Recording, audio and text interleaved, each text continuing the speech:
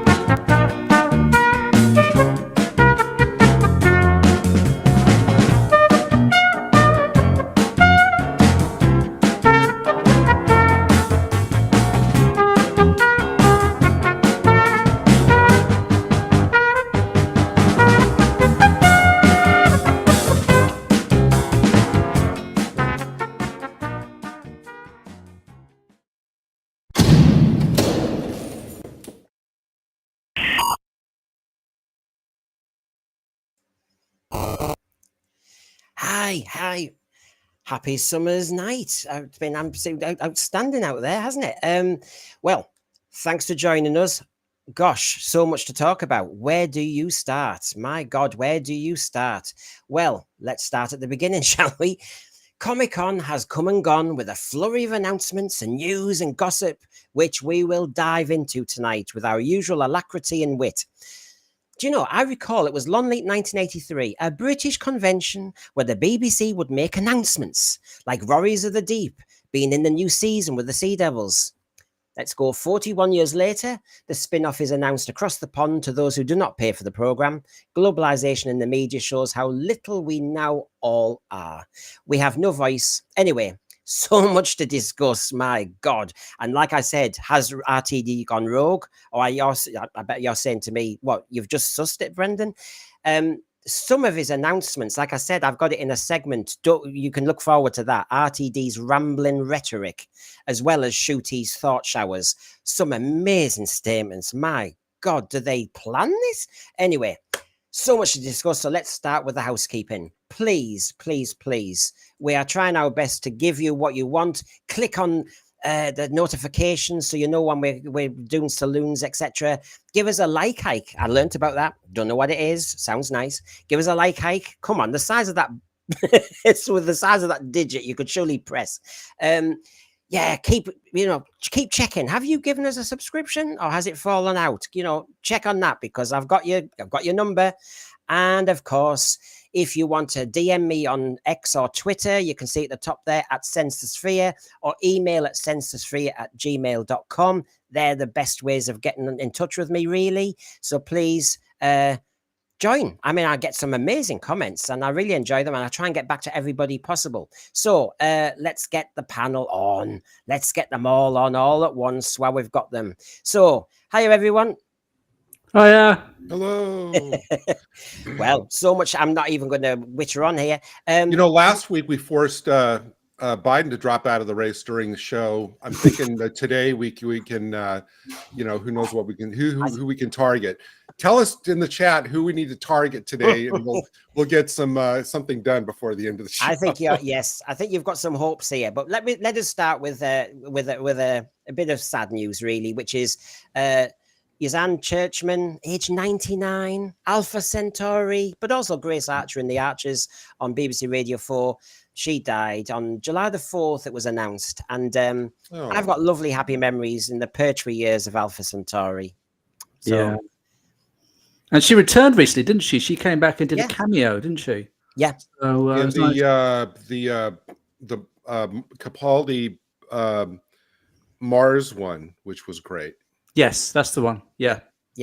So it was just nice to have her back in the program, but sad to hear news like this. I'm sad to say with a program that's been going on so long, the news like this does creep in. But 99 though, I mean, boy, not bad. 99 is pretty good. Yeah, it's pretty good.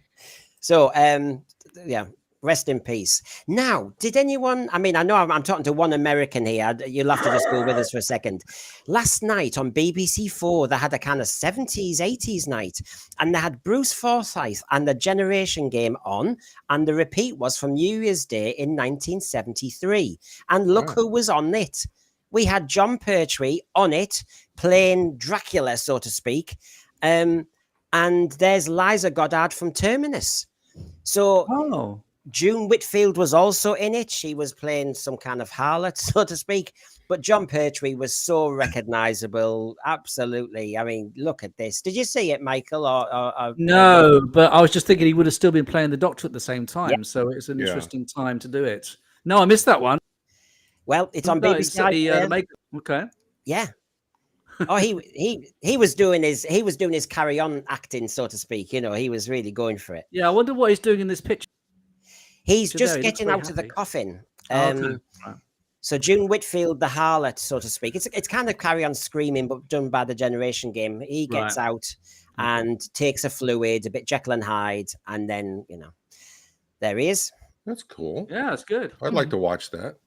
Oh, yeah. BBC iPlayer, everybody, if you missed it, Bruce Forsyth and the Generation Game, and you got John Pertwee, June Whitfield, and Liza Goddard all in the play at the end. Is that really still on there? Sorry? Is it really still on there, the Generation Game? It was repeated last night. Oh, it was repeated last night. Oh, okay. So you can see it. You know, as older fans always go on about Generation Game, Basil Brush, Doctor Who. It was a Saturday night setup. Wow. So please join that. And of course, it's Olympic time. We've got the Olympics in Paris. And of course, Doctor Who has done this with Fear Her, that great episode. Oh, God. Yeah, I forgot about that. Yeah. Yeah. At least Matt Smith in real life looked as though he was a bit cooler with what he was doing. Yeah.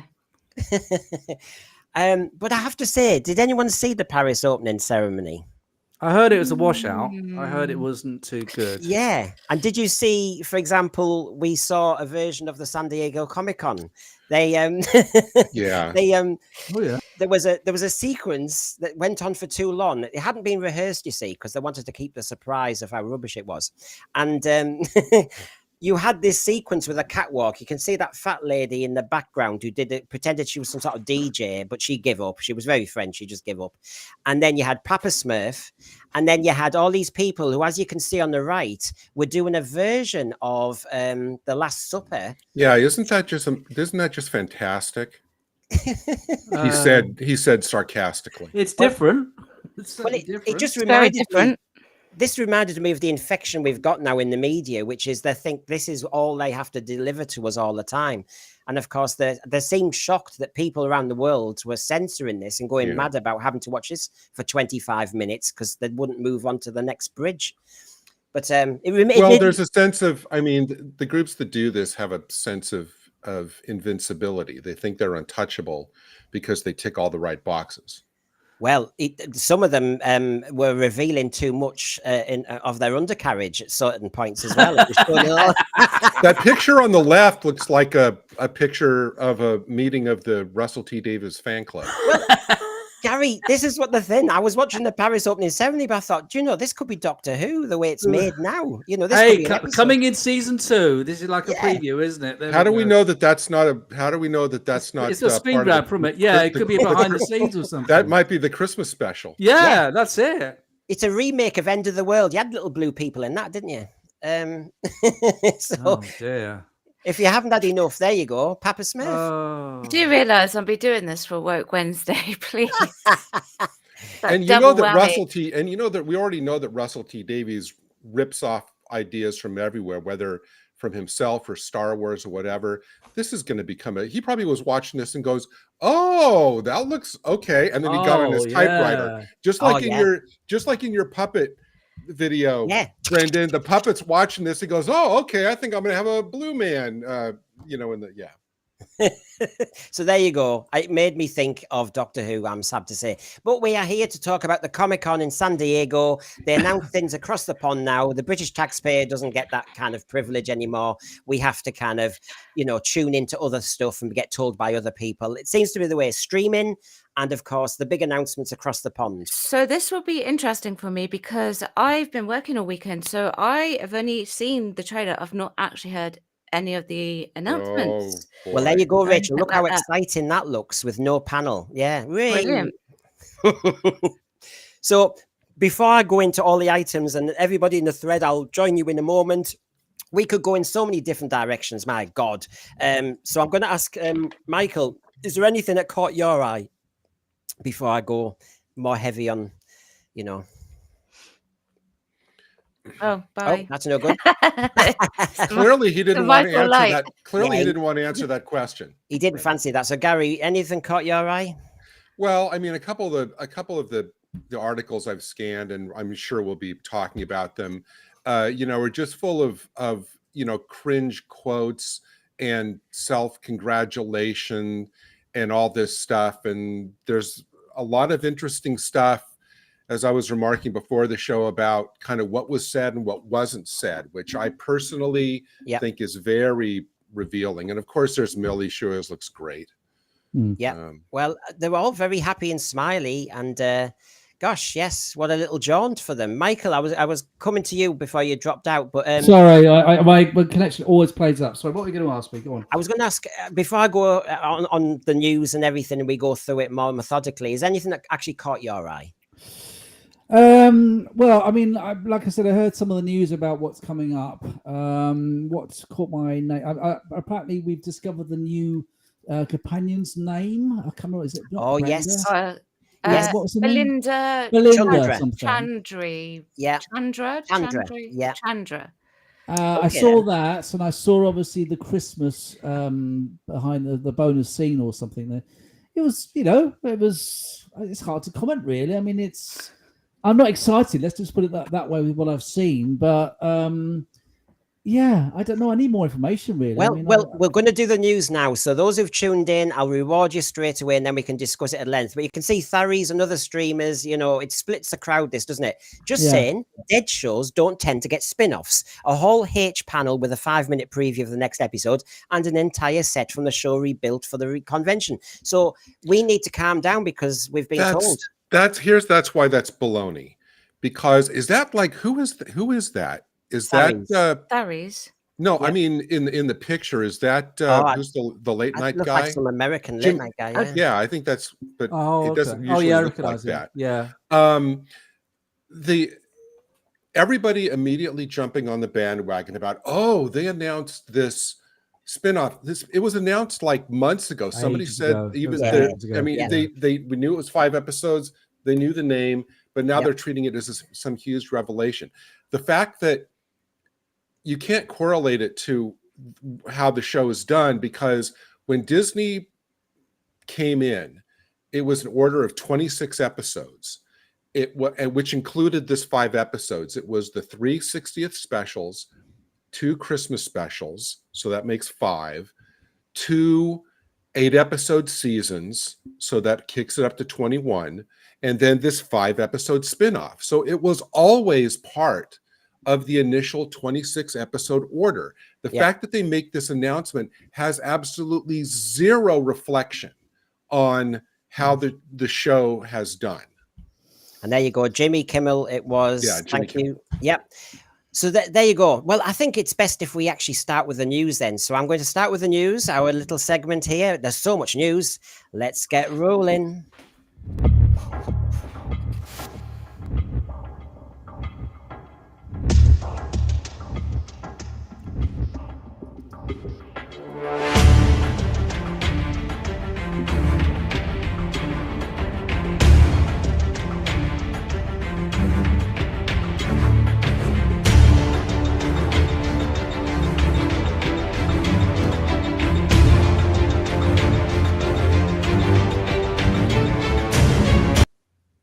Okay, news. List it straight away. We learned the name of a new companion, Belinda Chandra, obviously played by Varada Sethu. We learned at last that the war between the land and the sea films in August, but starring Russell Tovey, not actually who we thought, i.e. Martha Jones. Freema. Lower Decks and is going to do a mashup on mobile with Doctor Who, but with the David Tennant Doctor and the Alex Kingston River Song character. It's called Doctor Who Lost in Time and Star Trek Lower Decks. That season 2, episode 4, we learned, is a very Doctor Light episode again. Oh, I hadn't heard that. Really? So this I hadn't heard that either. So out of 16 episodes with 2 seasons of Ncuti, he will be missing from 3 episodes. Now, we've heard the excuses from season 1, but this is definite. She's got the boyfriend and it's all that stuff. I'll come into it later, but there's another news item there with Jonah Hauer-Kin playing Conrad, Ruby's boyfriend in season 2. He has an ulterior motive to accuse UNIT of lies relating to aliens and tech and expose them. And got a UNIT insider, and that relates to a monster costume as well. And I'll show you all that later. More news. The Mirror announced. Now, the Mirror also told us that Millie Gibson had been sacked. So see how you go with this. The Mirror has been saying that Ncuti'S future is in serious doubt, and that's why they filmed a very open-ended end of season 2. And they've got comments and quotes that show that Ncuti doesn't know what's happening next, and neither can RTD say that there's a season 3 or anything. So we've got a fair bit there. And of course, season 2 will have more Pantheon of Gods.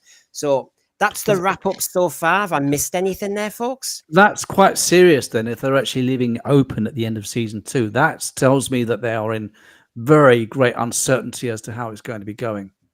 They can't do it. They can't do anything until Disney, either fishes or cuts bait, and they're not going to do that until they finish filming this. Yeah, that's true. Because that concludes their involvement in it, unless they re-up. So there's probably not going to be a Disney, and so basically everything is in limbo until they find out what Disney's going to do. Yeah, well. But there was so much in there, Brandon. We need to go on all those items you mentioned point by point, because there's so many of them. There are so many of them, and I'm just trying to get my mirror up here to start off with the comment about Ncuti, because I think this is a Doctor Who program. We need to start with the Ncuti news. So you can see Wales Online are basically moving in on the Daily Mirror article, and this was also in Doctor Who TV reporting from the Mirror. And basically, the Doctor Who star Ncuti Gatwa's future is in doubt, as the showrunner admits no decision has been made. So he goes all the way to San Diego, and unlike some streams who have said it's in the bag, season 3, it can't be, because he hasn't announced it. He hasn't announced anything. The decision, the future is in doubt. But more than that, so is Ncuti. So if I can just show you a little bit more here so you can actually see it. The sex education favourite Ncuti Gatwa will play Doctor Who in the upcoming series 2, but has so far refused to say if he will stay on beyond this commitment. Now, there's a little bit more to that. US outlets have stated the plot leaves Ncuti's future open-ended. Ncuti told of the pressure he faced as the 15th Doctor and admitted it had taken him 2 years to get a handle on the role. But the actor has said he had no idea if he'd stay for a 3rd season. Okay? And just I'll fan a little bit here. We've got all those months of post to come, says Russell. It's a long way off, so no decisions have been made yet about the season. My connection's good. Okay? So there you go. What do you make of that? Yeah, it's certainly a lot of uncertainty, isn't there? I mean, as you've already said, of course, the Disney involvement is not like a normal season where if it was just the BBC, then they could say, well, look, no, this isn't happening. They have the big execs, but of course, because of the affiliation with Disney, they've got more than one voice involved. And so it is going to be harder for them to determine where they're going to go. They're obviously covering themselves. But there must be some big execs up there and saying, well, look, this season's viewing figures haven't been too good. Apparently, I think they've been slightly better in the States, although, of course, they don't actually properly announce what the actual figures were. But I've heard apparently it's been better in the States generally than it has been in the UK. But I don't know. I mean, it's certainly a bizarre time for us all, isn't it? And well, it is. And Gary, as Peter Harrington says here, if season 3 was on the way, they would have said it. These are the moments, aren't there, San Diego Comic-Con, to announce these things. Well, here's the thing, and I know that they were, I guess maybe they were probably filming at this time last year. I don't know why they didn't do this a year ago, where they could get all the pre-Ncuti debut hype going. That would have been the year to do it, as opposed to this year. But I just... I find it odd that you know, they're basically the only thing they have to. All these announcements are really just kind of confirmations of things that, you know, have been spinning around the internet that we already knew anyway. As far as elements like, you know, is he staying? Is he going? I know, and they're all calling it, what do they call it? Like shock news, shock announcement. Yeah. I find it absolutely hilarious, though. And the reason I was chuckling when you were reading a minute ago, that Ncuti'S, it takes him 2 years to get his handle on the Doctor. And I'm thinking, wow, Tom Baker had it in one story. And then Tom Baker has his first kind of immortal moment in his second story, you know, in the Ark of Space. So I can't imagine. And of course, Matt Smith had it down in 50 minutes. So I'm going, I'm like, what is so difficult, Ncути, that you can't get a handle on a character after 2 years? I think that in a lot of ways says it all. Well, I don't want to kind of go to peak too early, but actually we do have an item which we have called RTD's Rambling Rhetoric, and quotes from the panels. I've got them all lined up for you, and he tells you what his plans were and everything. But worse than that, Ncuti's thought showers, and Ncuti tells us why he cried, and RTD explains to us why he actually he responds to what he sees in the rushes and then changes the script. So, I mean, how do you have a handle on it if they keep changing what your characterization is? When did he say that? At San Diego. Wow. Okay. Oh, I'm going to show you it all, Gary. It's all lined look, up. Can I just say, I really hope that picture you just showed of RTD, that would be my fondest wish come true, that this actually happened. Sorry, I know it's a great Photoshop. I could never really get an exact form of what I really wanted to happen in the Doctor Who world. Now I know. Can I have that as my desktop wallpaper, please? I'll send it to you. I'll send it to you. Yeah, I mean, honestly, I just thought, look, I started this season with a bit more hope than doubt, and I've gone all the way. I think we call it now a journey. I mean, I've really gone really a long way. I've descended into real anger and disappointment. And actually, I really want to oppose every sentence delivered now that I disagree with. You know, I've really gone that far. So please stick with us, folks, because that's going to come up very soon. I'll deliver on that one. The stuff said it deserved a slide for each quotation, so the panel and you can feed back on that one. So, Rachel, are you okay there? Yeah, my connection is really dodgy, which is why I'm a bit quiet, because it's kind of tripping in and out. So is mine. So is mine. Mine's exactly the same. Mine's playing up as well. Well, sorry. The show will go RTD is monitoring this show with his finger on the button, ready to. Yeah, we had a nationwide internet outage the other day, and since then it's been a bit dodgy. I don't know why it's been like that. But we'll make the most of the Queen of Woke now. So. You know, when we do streams, Rachel, I know with your actor head on, we've talked about Colin Baker, and you know that period when, if the show was in doubt, Trial of the Time Lord and all the rest of it, it was a shame that the actor had to be changed rather than the whole regime. And we seem to have the same gossip again. Well, yeah, because it's easier to change the face of the show, right? It's easier to blame Ncuti is the current face, whether you like him or not. So it's easy to say it's your fault. But the thing is, Colin Baker was good. Ncuti Gatwa isn't. Yeah. But here's the thing: like, he's got bad writing as well. I mean, I won't say an actor's bad, so I will never ever go down that route because I've been there and I've done it. But you know, it is easy to say that, regardless of whoever it is. Yeah. Yeah, I mean, Rachel, I want to ask you, and I'm not. This is not a means to get you to dump on Ncuti. That's not why I asked. But just from a general actor point, what's your immediate impression of that comment where he says it takes him 2 years to get a handle on the role? Well, then that's when I would actually question the writing. If the writing is chop changing, you don't know where you're going. Yeah. He should, though, in theory, be malleable, so he should be able to work around it. So.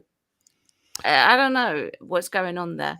Shall I therefore take you to what RTD said? And therefore we can actually play around with that. And I'm sure the thread are dying to see what was said.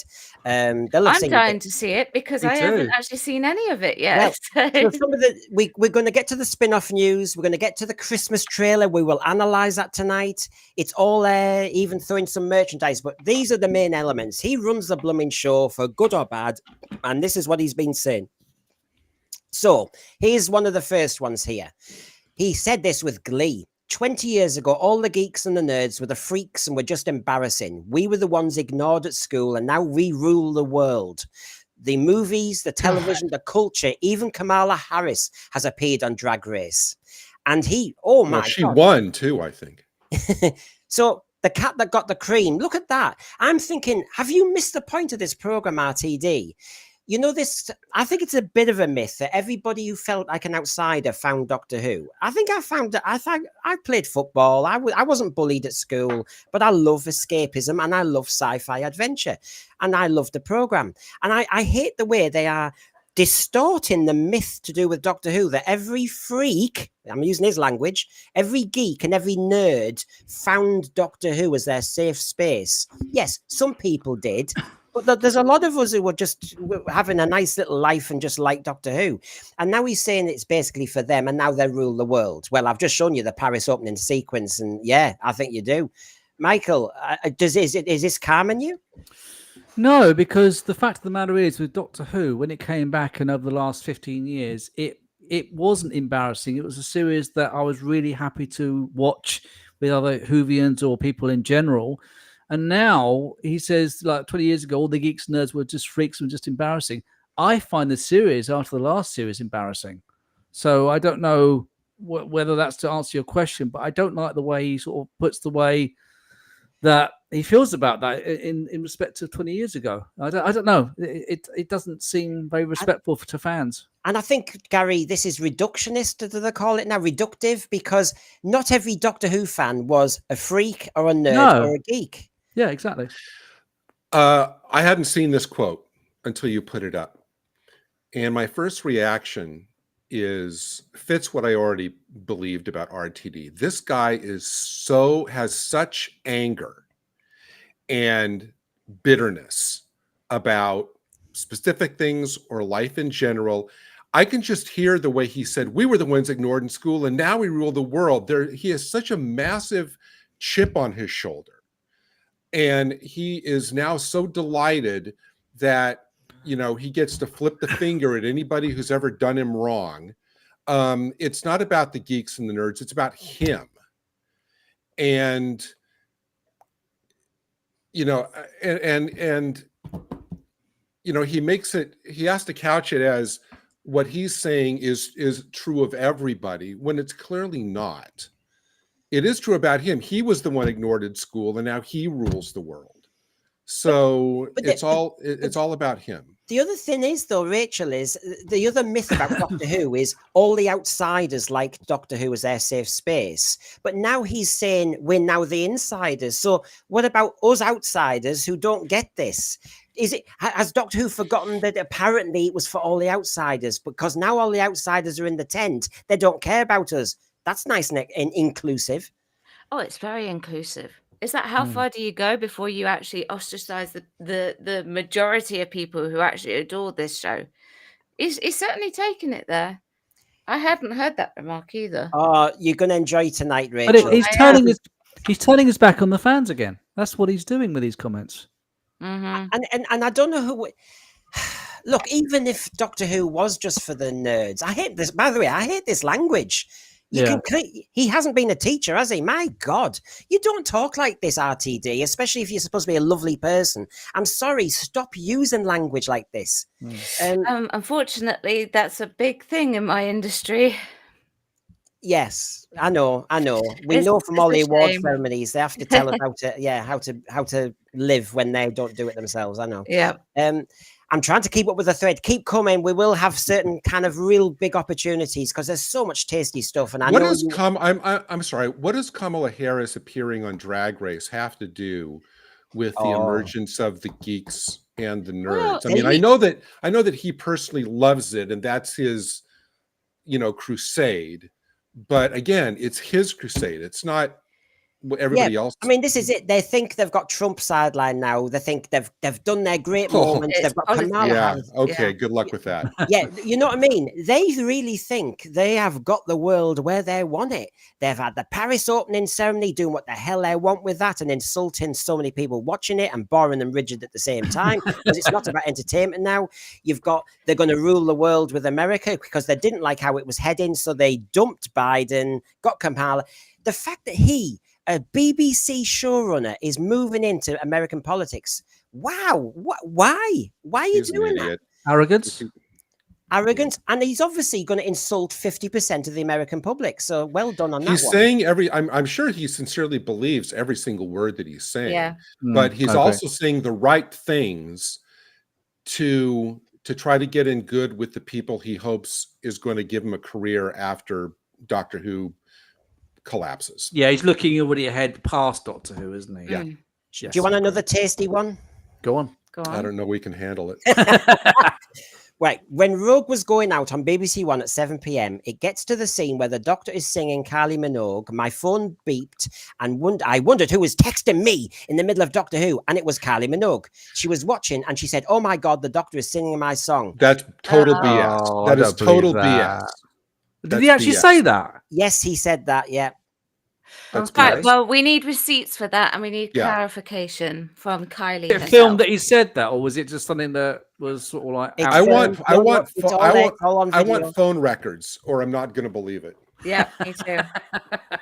But the thing is, it's this chumocracy. I've got no issue with Kylie Minogue. I don't think I've got an issue with Jinx Monsoon. I don't think I've got an issue with many of these people. But the way it's talked about, it's a chumocracy while we're all, as you know, touching grass. You know why he can say this? Because he knows that Kylie Minogue has about 10 million things better to do than to spend her time coming out and correcting this and saying, I have no idea what he's talking about. And he knows she's not going to do that. No. And he also thinks he could probably say it, or he's saying it because she's also been in Doctor Who. Yes. Oh, yeah. That's true. One of the highest, if not, it was the highest viewing figures ever, I think, that episode. Wasn't it? Yes. Now, Heather, you obviously like my title then. RTD has nothing but hate-filled rhetoric. It's hate if it's from one side or the other. Well, yeah, exactly. And to be honest, for a Doctor Who children's family drama, just sit on the fence and make good entertainment, really. I would have thought was a good idea. She also said earlier, RTD has internalized homophobia and so much more than that, to the point that it's a detriment to not only fans, but his own mental health. Yeah, I said on an earlier show a few weeks ago that in RTD desperately needs it to still be 1980. He still needs to have the world be, he still needs to assume that the world is like it is back then, so that he has a windmill to tilt at.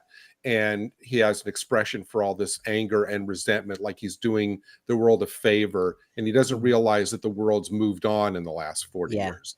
Well, Sean Cryer here is mentioning, he's claiming everything good about Who, and its law is down to him. He mentions Canon. Oh, we've got Canon to come as well. TARDIS travels. Yeah. RTD2 spouting more rubbish as always. Shame he does not concentrate on writing better scripts. TARDIS travels. You're on. I've got a quote. RTD, I believe every word he tells me.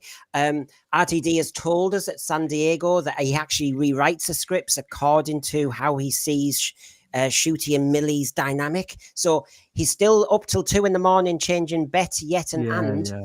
Oh, I know. That's a strange comment. Here we go again. Would you like another one? Go on. What a sadist you are. I love the legacy of the show. I rewrite scripts to adjust to what they are doing in the rushes. Sorry, I've got to come to the actor first. I mean, what does that mean? Interpret that, Rachel. Yeah, I don't know either. I didn't want to appear thick, so please. please Okay. Well, I have no idea. I literally have no idea what that means. Well, wait. Aren't okay. I don't know. Go on, Gary. Rachel's the expert. No, apparently the rushes obviously is just the raw footage of what was filmed that day. All the various takes and all of that. which I presume would follow the script that he has written, right? I mean, he's watching the rushes of what was filmed, which presumably, so unless all these actors are free-forming and ad-libbing and coming up with something better than what he did, which is entirely possible. That might explain a few things, mightn't it, actually? You know, then he could say, oh, you know what? I like the way they did it, and I'm going to rewrite it, which just proves that what he originally came up with was crap. Well, you've mentioned crap. Bad Wolf has mentioned it too. Yeah. I mean, he was part of the context on this part of the panel was he was obviously shooting. Rachel's flabbergasted by this comment. Well, yeah, I am, because like I can't even like fathom that how lazy that is. Yeah. You know, if you're I mean, his context was Rachel. He, you know, the three of them are on the panel, and they're asked various silly questions, really. And at one point, he's, you know, there's this nonsense about their chemistry, and he's like this purring cat going, you know, I picked them, and from day one they were amazing. They're like naughty school kids at the back of the bus, and how he told them that after the first day's filming they were getting on too much, and he had to remind them that in the script actually they still don't know each other. And he was doing all this, and then he said, I go back, and he said, having seen some of the rushes, I then redraft the script to kind of reflect on some of the things they're doing. But Brendan, I thought, isn't this the guy who, by his own admission, stays up till 2 a.m. Anguishing about whether to change and to but and yet to still, and poring over every syllable in his scripts? Now he's just gleefully abandoning them all based on what he sees people doing in the rushes. He also said, and I mentioned it ages ago in one of the saloons because it was from an article. He said no actor does he allow to change one word of the script. There you go. So suddenly he's seeing them do stuff that he didn't expect them to do. So suddenly he writes towards that. So clearly they are changing stuff. Michael Nemo, please put up Michael Nemo's comment. Nemo. It's not workshop who, though, is what it? about this, Rachel? When Rachel? you do that with workshop, if the show has changed the script, what's the director doing? Well, the director will have to go along with it, won't they? That's all I can say. I mean, you know, this is why showrunners shouldn't really write the scripts. He's writing too many because he's writing with Peter McTeague, you know, when we talk about the spin-off as well. I mean, he's writing too many episodes, and you can only say quality will go down a bit. Yeah. Now that comment right there, the first part of that, I love the legacy of the show. That is something no one anywhere will ever say about this era of the show. No, this sounds like whatever they're doing, they're getting it into a rehearsal room and they're workshopping through it, and that doesn't work for this. Like, can I ask a question? I can't even understand what that is. Ridiculous comment. I don't even understand it fully. Well, I was just wondering, what is the average number of episodes that a showrunner would write per season or per series normally? Because I think Chris Chibnall wrote quite a few as well at one point when he was running it. Is it possibly the problem that, as you already sort of said this, that he's writing too many episodes? He almost wrote every episode of the last year. I think Stephen Moffat did 2, and I think somebody else co-wrote with one of his.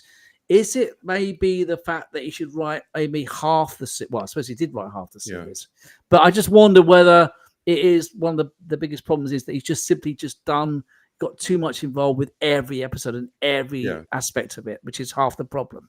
Well, I mean, normally I would think that they, you know, to answer your question, I would think, you know, the showrunners did like the opener and the finale, and maybe if there's like a key episode in the middle, that makes sense. You know, then the others with the standalones, I think, were usually farmed out. But there's less episodes now, of course, as well, which is a change as well. I mean, if you think about it, Stephen Moffat's done the Christmas episode, which we will analyze. Don't worry, I've got the shots, and we'll have a good chat about that. And the Silurians. I know Peter Harrington earlier said the human. Yeah. Oh God, there's so much to come. That's why I'm speeding through. But the other thing was, it's gone out my head. Oh, I'm having a senior moment. That's shocking. Melanie Weston, though, says, look, day one, it was Millie only, as Ncuti was still filming Sex Education. So RTD lied again. Melanie, how dare you? How do you know? Anyway, we'll keep going. You know, okay. Now, before we leave that script, before we leave that quote totally, my other feeling about that quote is that everything RTD says is to make himself is to pump himself up and make him look more skilled.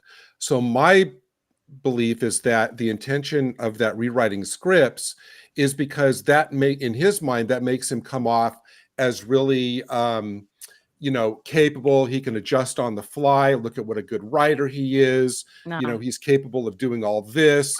It's whatever can make him look better. It's lazy writing. Yeah, totally. He's waiting for the actor's input, which in respect is actually fine to do in some respects. It's organic. It's organic. Yeah. But it's it's not the way to go about something that is as big as Doctor Who. It's too serious. I mean, Disney's put their money in. This is supposed to go global. Bad Wolf, I think, I'm expecting big things from this. I'm just going to catch up with a thread. Is he writing all 5 episodes of the spin-off? No, he's co-writing it with Peter McTeague, but we don't know how much one's doing. He's got his fingers on every pie. That's the issue. If it's halfway decent, that'll be due to Pete McTeague. If it's crap, it'll be on RTD.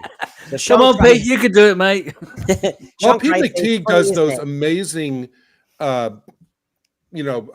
short films for the collection sets. So I have all the praise in the world for Pete McTeague. Right. Okay. So I'm just going to take up. There's some interesting quotes here. Sean Cryer, funny, isn't it? How not a single word of doubt was expressed at that Comic-Con, and he compares. Must have had. Sorry, what was that? And the compares must have been handpicked delusional halfwits. I have to say, he really does sound very sure of himself nowadays. And yes, Liberal Zardov, good to see you. Would I be sued for pitching a knockoff to ITV? The Doctor would not be a Time Lord, but a lovely grandpa who invents a time machine in his back garden, just like Peter Cushing. I know. I'm shocked by this. Every Doctor Who fan has pretended to do a script or thought they had a moment when they could write a story. But we knew that you couldn't get bogged down in canon. We also knew that you couldn't do a knockoff of a previous story. But it looks as though now, that's why he loves the legacy of the show, because he just plunders it. Yeah, he does. He scavenges through it. Yeah. Matthew thinks the spin-off might be okay. Well, we'll come to that, don't worry. And yes, talented writers, Gary was saying. And I'll just do one more. Heather, hello. Tom was shown a picture of Shuki, to which he said, oh, is this the next Doctor Who? A handsome young man, marvellous cheekbones. These things are important as you get near to death. Really quickly before we go, if you could put up, TARDIS Travels had a great comment, which was, if the writing is pitch perfect from start to finish, then it shouldn't need rewrites after seeing any of the rushes. There you go. Well, and he can't have his cake and eat it. I mean, one minute he tells us in an article that every word is so finely tuned that he won't have one actor change anything. And now suddenly he just changes it organically. Right, next one. The only part when I had... he was asked if he's ever written a part for anybody in particular. And he says, the only part when I had written it, I thought it would be perfect for is Jinx Monsoon. And of course... Shocked. Yeah. I'm shocked. Surprise. I mean, who? I mean, what I'm saying is most of the British and American public won't have heard of Jinx Monsoon. I mean, we're not all RuPaul fans, are we?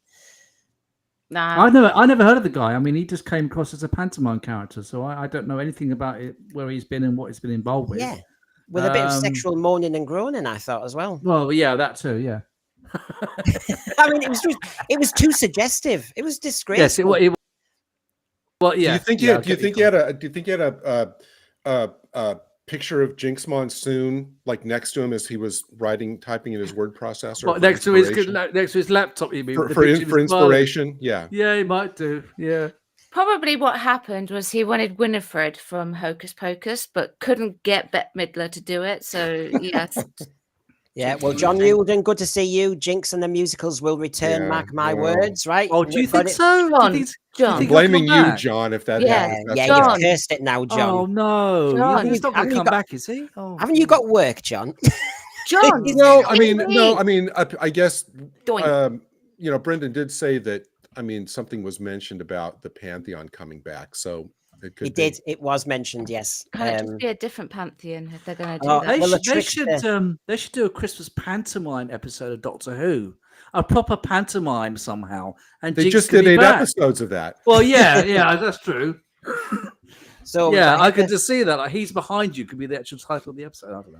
Oh, people aren't buying into this, but there's more. There's more. Stick with me. I tell you, I'm going to deliver tonight, and we will look at San Diego's Comic Con and other stuff, and all the announcements, the cartoons, and everything. But Yeah, there were there's some so much decent more. announcements Now, there. I think we need to look at Ncuti. We're going to play fair here. No, we so don't. I'm going to balance it up. Here's one of Ncuti's thought showers. Right. Okay. Where shall I start? Ooh, let me think. Yes. Well, I think we've been talking about it for the whole season. What about- Ncuti's thought showers would be more like a little drizzle. Well, he does talk about Wouldn't be a tears. shower. So I'll show you now. I wanted to bring a sense of fun to the Doctor. He's a little bit emotional. I don't know if you've noticed. I want.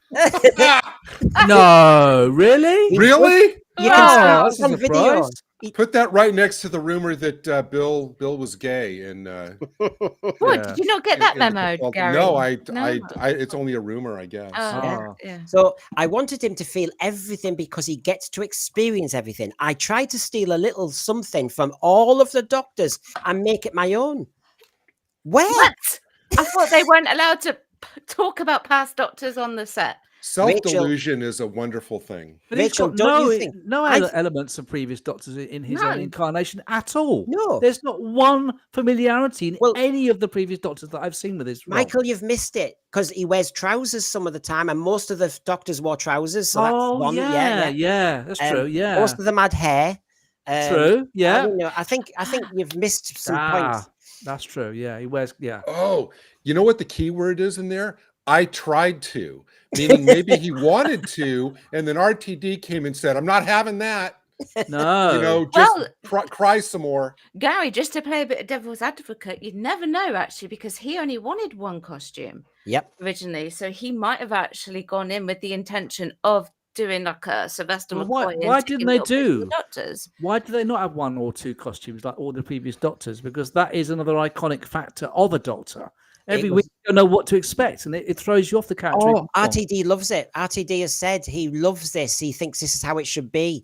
Melanie Weston thinks, "Oh gosh, shoot, he's a comedian. I love this." Now they've mentioned at the thread I'm mentioning the tears, so I'm going to come to that. But basically, just before I move this on, weren't we told, apart from what Rachel said then, that they don't look at past Doctors and don't talk about them, and he wants Ncuti to move Doctor Who forward. That's what he said at the panel. But the other thing is, if he says he's trying to steal a little something from each of the Doctors, I think he's been told by the PR department after the disaster that he has to start showing some respect for the series because we all want to hear that. All of these Comic-Con announcements and these panels are highly choreographed. They are told, especially the actors, they are told what they can reveal.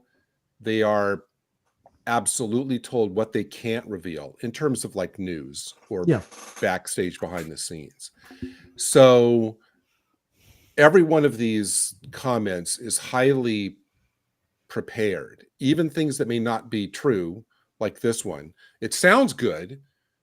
So he was probably told to say that. They probably said, "Ncuti, say that you took some stuff from all the Doctors." It's all scripted. I like what Demorpin says here. I'm shocked by this. Do you think RTD, when he saw the rushes of It's a Sin, changed things? Do you think when he did Years and Years or Queer as Folk, he changed things? To me, I don't know about you, but I feel as though when he says he's adapted stuff in that earlier quotation that, I'm sorry, and I think, Rachel, you were saying it, this is too serious to do this. This is an expensive franchise. You can't play with this one and make it more amateur to all the other ones. Yeah, it's true. And like, if you're changing it, then you have to re-storyboard it as well. And it's like, that is a lot of work to do. And unnecessary work. Yeah, he's not Victoria Wood. Victoria Wood would see what they were doing in rehearsals of Dinner Ladies, and she would change bits to make it funnier, but she was different. Yes, but she has said that was sometimes met with the cast as like a little bit disgruntled, because that would mean then they would have to relearn something at very short notice. So, she also realized that it wasn't also the best way of working, but she would do that. That is true. Well, you might like this one. Tears, I mentioned. The doctor's had so much loss and joy, and every experience lived to the fullest extent. I just can't get over this fact that he has two hearts and just feels things very deeply. In reference to tears, he says, tears were not something specific we wanted to bring to the role. What? It was just natural with the direction, the writing, and my own interpretation. It's nice to have a hero that feels and a man that is not afraid to be in touch with his emotions. Right, so now he's saying it was his decision to do the crying. The only emotion he showed was crying. Is that maybe that's the only emotion? Yeah, that was the main emotion. That men should have is crying. And I thought RTD actually wanted the doctor to cry. I mean, I'm sure there'll be points in the script where it is actually written, but that sounds like it's mostly coming from him. Yeah, this is all just telling the crowd what they want to hear. Yeah. I tell you one thing. I mean, it's as if he's just discovered Doctor Who, that he has two hearts. So if you have two hearts, you'll be more emotional than somebody with one heart. Have we gone into this hocus pocus nonsense? But then the other thing is here, you want to see RTD's face when he says that last comment, and he says, it's nice to have a hero that feels and a man that is not afraid to be in touch with his emotions. And RTD's going, yeah. And I'm thinking, listen, yes, everybody should be in touch with their emotions, but crying is only one aspect of that. There are so many other others. emotions that he could show, which he doesn't normally show. Yeah, Pete Harrington in the chat says 2 hearts doesn't make you cry more. That's just dumb. And it is. Cry twice as much. Great, Pete. Yeah. Very good. Yeah. So I knew you'd like the best thing about the 2 hearts thing was that comment that Moffat made a few years ago, where he puts where he went on that beautiful thing about, well, the doctor has 2 hearts and all of that, and they call him a doctor because he heals. Whatever that was in context, I forget about it. It was really, really well said. And now it's just become so dumbed down that it's, well, he has 2 hearts, so he cries more. That's kind of where we are now. It just sounds so stupid. You can't argue that. I mean, it's just ridiculous. So Mad McCam, smells of an actor leading the writer and not the other way around. RTD, yes, babes, do whatever you want, fawning over Gatwa. Well, yeah, that only happens in workshop rehearsal rooms. The director, the writer, sorry, excuse me, get that right, will have an idea in mind and where to actually take it. The cast will workshop it and improvise it, and then the writer will go and write it. But it only comes with the original base idea from the writer to begin with. It's the actors that get it to that point, and the writer works with it. That's workshop rehearsal. From what I understand, though, that Russell T Davies, when he saw Ncuti Gatwa in the interview or whatever for the actual role, it was just his straight away. It was kind of like he was always, from what I understand, was the main person that he wanted from the start. And so is it possible, as you just said, that because he wanted Ncuti so much that he might be accommodating some of Ncuti's wants in the characterization just to accommodate him? It's possible. Seems a bit odd to me that he would do that, but I would say that's very highly likely. It is possible. It is a possibility. Yeah, it is a possibility. This is landing so badly in the thread. Paul Richards, 2 hearts doesn't affect your psychological makeup. Sean Cryer, the doctor has always experienced emotions in different ways. If the doctor sacrifices his life, like in the Gopolis, etc., he's showing emotion by actually action and deed. You don't have to cry and actually emotion. Do it's the actual, it's the actual fact he's doing it rather than just crying about it. Exactly. I care about the planet, so I'm going to risk my life. The doctor is to, I mean, for as much as we say, oh, Doctor Who is about an alien who goes out in a time-space machine and stop monsters, the doctor is actually a much more complex character than that. And Ncuti Gatwa does not have, at least from what he's shown in some of these quotes, he doesn't have the understanding and instinct of how to play a character. Or show the wisdom of the character from over all these well, for 6 decades. He doesn't at all. He did, and I've never wanted to do this before, but he actually led me to it. On the panel, he actually said that he's not very intellectual. His education was more sport and drama. And I thought, actually, it's showing, because you're not somebody who interrogates a text. You're not. Yeah. Is this true? Saw an interview. Yeah. Oh, it's all there. And Jaffer, I want to see what Rachel I've got has to say about that. Rachel, what do you think about that comment? Well. Oh, do I really have to relive be a long answer. Episode of The Acolyte to answer this question? Oh my god, that says it all. Well, oh my gosh. Well, while she ponders that, I'll show you another tasty quotation, actually from Ncuti. Here we go. Okay. Oh. And they were all asked that usual Doctor Who question. If you went back in time, what would you like to do? Now, I find this fascinating. Oh, of course, it's an easy hit, this, isn't it? But remember the context. He's a Rwandan refugee. His family runs away from Rwandan genocide. And instead of saying he'd like to go back in time and solve the Rwandan genocide issue, oh, no, we can't talk about black on black. What he'll do is he'll do a nice, easy kicking in of the country that actually accepted it. I cannot believe it looks like an easy hit for all the lovies, but actually it's bloody insulting. Can I just say? I bet they do a story like that next year. I bet they can do something. John, in the chat, this is your moment to go and headbutt that TV that you were talking about when that comment came up the other day. Sorry, it's just something I read. I would replace the word colonization with the phrase RTD from coming back. Why specifically this, though? Colonization. Well, it's the easy stuff, isn't it? I mean, look. Buzzwords. It's buzzwords, colonization. It goes down with an American audience, obviously, because the Americans don't do any colonization via their merchandising and their marketing of McDonald's and everything. They don't have any fingers in anybody else's pies. China has no empire. Of course they don't. Russia doesn't have an empire owning half of Africa. Grow up, Ncuti. Grow up. Yeah. You know what? It really, I really hope that I don't sound condescending when I say this, but it always amazes me how all these people have no problem with opening their mouths and just sounding like complete idiots. Yeah. It's just everything's more everything's more complicated, Ncuti, and maybe you should have done more education, actually. And to be honest, I'm going to say it, to do that to the country that opened their arms to your family, and not to mention the Rwandan genocide, that seems a little bit tin-eared. Heather, for as much as Ncuti's doctor's crying about these things, maybe he wouldn't have as much to cry about if he actually actively did something to help anyone. He's always the one needing help. In one of his articles, Rachel, didn't he say he was helping build a school somewhere or something? I can't remember. Yeah. Did he say that?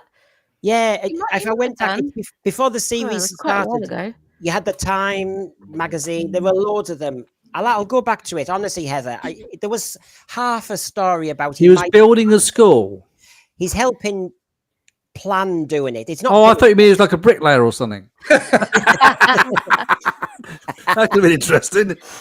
Well, it'd be like Tom Baker, won't it? Yeah, that's it. You see that? That's what he can do instead of season 3. Yeah, don't come back build to a the school. Go mate, off and it. actually build a school somewhere. Yeah, that's it. Sorted. Oh well, we've got. Oh, sorry, Rachel. We've got Sir Sidney Ruff Diamond in. He's not an actor. He's an activist, a puppet for his overseers, and the hive mind he's part of. I can't disagree with this. Sorry, Rachel. I butted in. Sorry. I can't remember what I was going to say. I know. Pure historical hello. If he stopped colonization, he wouldn't be the doctor, and he wouldn't be in this blooming country either. Oh, that's what I was going to say. Like, if you actually stop this, then think about it. The amount of effect that would actually have on the entire world. Like, so many timelines would undo. Everything would unravel, and the world will be utter chaos. Why kick in the country that your host country? Why kick it in? I really don't understand the. He says that to get a reaction from all of the fanboys in the crowd going, "Oh, isn't he wonderful? Yes, oh, what absolutely. So amazed. We're not worthy. We're not worthy." Yeah, talking point. Yeah. Last one from Ncuti. This was so late I couldn't actually do my little speech bubble. The doctor's never been black before, so he's going to be so confused by this experience. Sorry, what? No, he wouldn't be confused by this experience. They have implied with the Time Lords, with the timeless child and all of that, when they regenerate, it can be man, woman, black, white, Asian, it doesn't matter. Doesn't matter. So he's only lived 1,000 years. This is beyond his experience. Oh, this is it. It will be absolutely like, oh, all right. Won't be the same again then. Let's move on. Oh, I really honestly hope if he said that during Comic-Con, I hope several people burst out laughing when he said we did. We did. All this. I've really got to watch this. If you go on YouTube, I'm sorry, but all these quotes, I sat down and I wrote down every word. Definite. This one, I just didn't have time to do it. But yes, he did. I remember at the time, because I thought, how many of these do I do? I mean, how long is this show going to be? Are the thread happy for me to go to some RTD ones? I've left some tasty ones. But I have to say, why is Ncuti allowed to have so much agency over this? The Doctor is not a human being. He does not respond as a human. Get over it. Because the answer to your question is because RTD has the hots for him and will let him get away with whatever he wants to say. You know, here's the thing. Don't blame the mess. Don't kill the messenger. You know what you lot, you said about me throwing a spanner in the works the other day. I know. Yeah. I think it's Gary's turn. Well, Mad McCam, he's having a Is go. there any? Am I wrong in the chat? Does anybody disagree with me? Well, it does Please seem let to me me know. just Ncuti Gatwa and RTD, and everybody else is inconsequential, doesn't it? It seems to be just those two individuals, and everything else can go stuff themselves. You know what I mean? So, well, you know. It's got everybody angry. I mean, I don't know if you've seen these panels, but please, honestly, I'm not baiting you. Go and have a look. Mad McCam, if the world never had colonization, we'd still be in large disparate tribes with little of the modern world we know now. Roman Empire, I mean, you could go through them all. This is just a nonsense.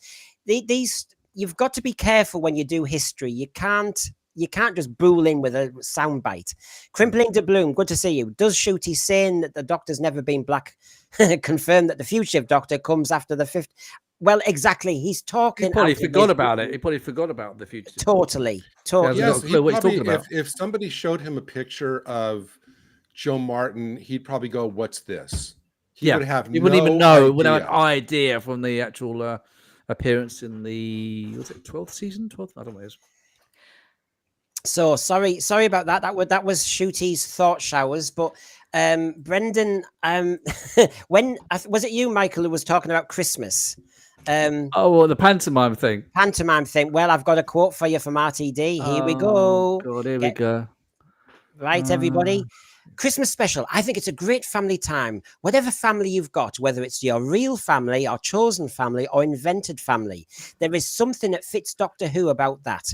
Christmas is just big. It's got a big theme, got music, got a soundtrack. There's a colour and a warmth and a size to it that we try to bring to Doctor Who. Does he actually realise that most people will actually just be leaving their television sets on that day and not they actually watching? watch it. Yeah, after a few drinks as well on Christmas Day and everything else. What's the difference between? I don't know. What's the difference between chosen family and invented family? I mean, unless he means like a family you invent in your head. Is that a sofa full of teddy bears or something, or what? I mean, yeah. Doctor Who's on, Mr. Flibble. You know what I mean? Well, I've got a couple of teddy bears. Mr. Flibble is angry. Maybe they're my invented family. There we go. Squidward, I get over it. Yeah. Well, he mentioned nerds and geeks earlier. Now he's talking about all those kids who have just invisible friends. Just you sit there on the road. If it came out that RTD has a Mr. Flibble at home, would any of us be surprised? No. At all? Mr. Flibble's very cross, yeah. Yeah. Anyway, I just thought that would tease Red Dwarf. Now, I saw Rachel earlier when I mentioned Canon. He has mentioned Canon. He was asked about it. I would hate to say what is officially canon and what isn't. I thought it was a nice thing to do for a friend, that's Richard E. Grant, to sort of canonize the Richard E. Grant Doctor. Canon is whatever you want. Canon belongs to you. You can invent it. You can invent new stuff. No official answer, which is the best way to be. All right, great. That means that this era isn't canon, and the Jodie era wasn't canon either. Yep. Thanks for allowing that, RTD. So that's it. It's confirmed. You're not canon. You're not canon, RTD. There you go. That's Bye. So that's it, is it? That's the punishment. That's all right. Yes, he was asked. The question he was asked was, "Thank you for doing Scream of the Shalky," and they got it wrong. They got the name wrong. They didn't even know what they were talking about. And they said, they something of the Shalky or whatever it was. And then they said, "Does that mean it's canon now?" And that's when RTD said, "Canon is whatever you want it to be." That question was a plant, I'm guessing. Yeah. So just to give him the opportunity to say this. Yeah. Oh, hold on. Over the overseer said, Talking about internalized homophobia, Brendan, are you aware you've put RTD in a straitjacket?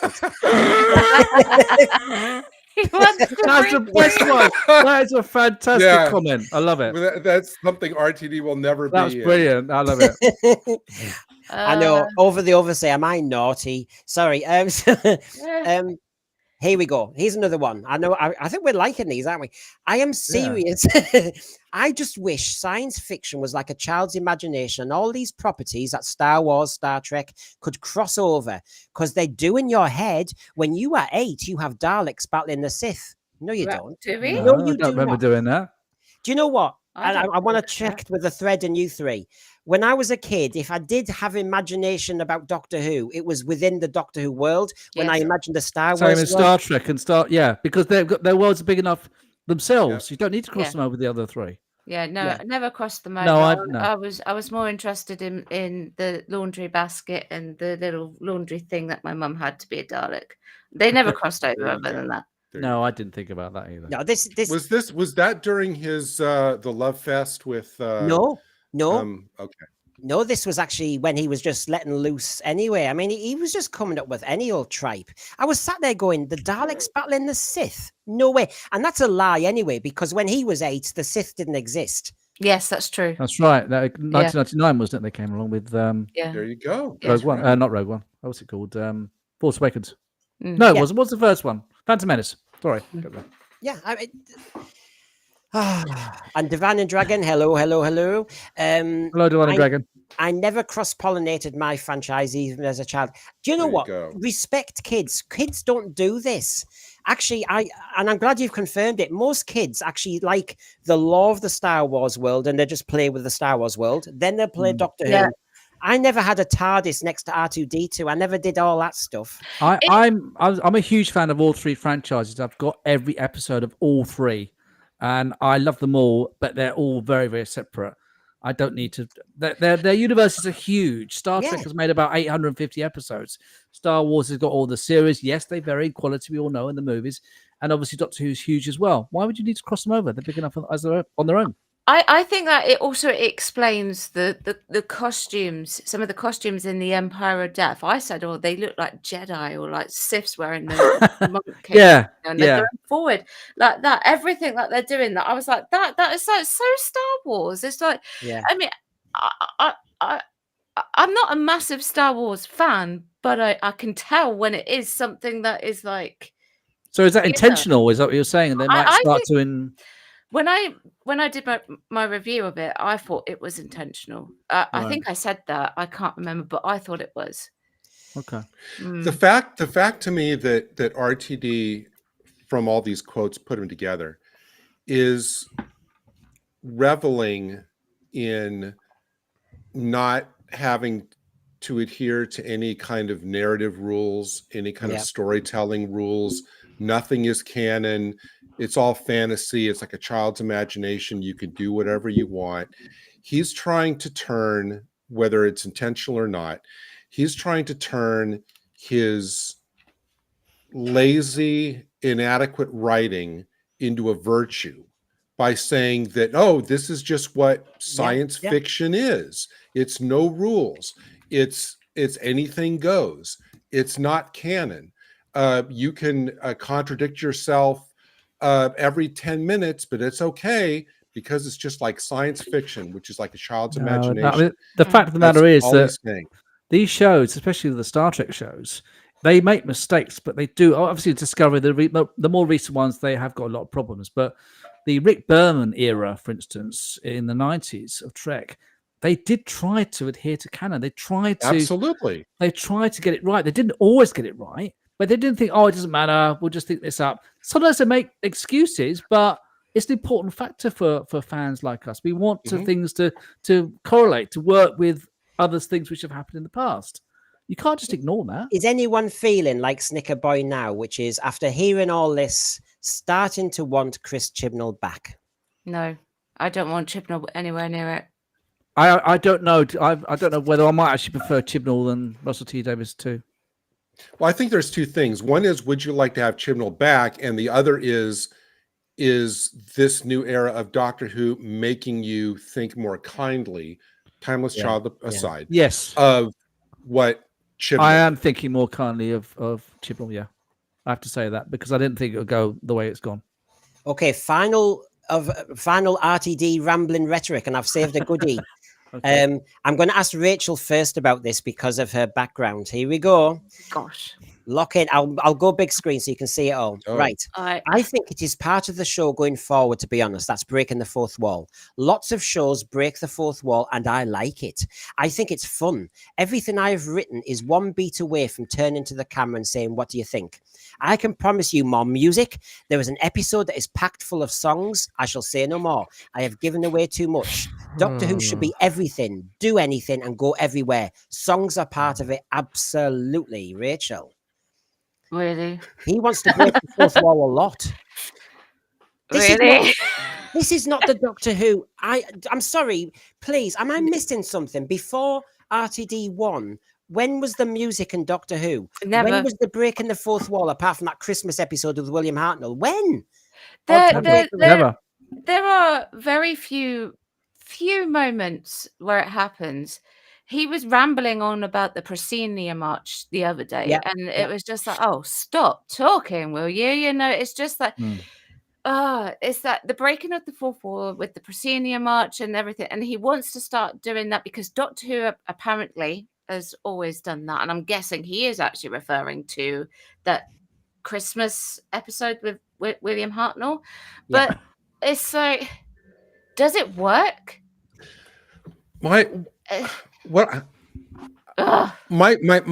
first comment to RTD is then, well, why don't you then go off and do a show that is that, where it would make more narrative sense than it would in Doctor Who? Why don't you go to the BBC tomorrow and say, you know what, I want to do a reboot of Heidi High, because that would fit for this. There is one style here in the UK, other than perhaps the odd musical here and there where it does actually do that this sort of setup would truly match, and that would be a pantomime. And they used to televise pantomimes. Yeah.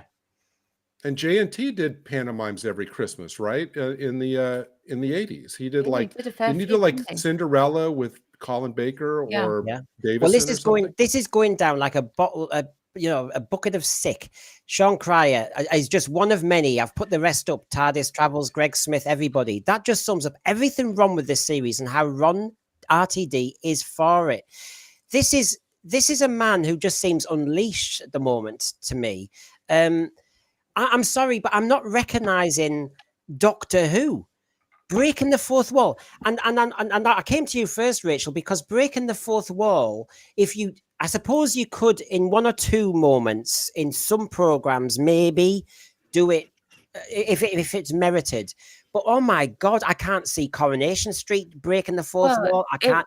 If you take your franchise seriously, you can't be cheeky. It wouldn't happen because there's a really good example of something that could have actually done that, but they never did it, and that was when June Brown did her standalone monologue episode in EastEnders when Jim was in hospital.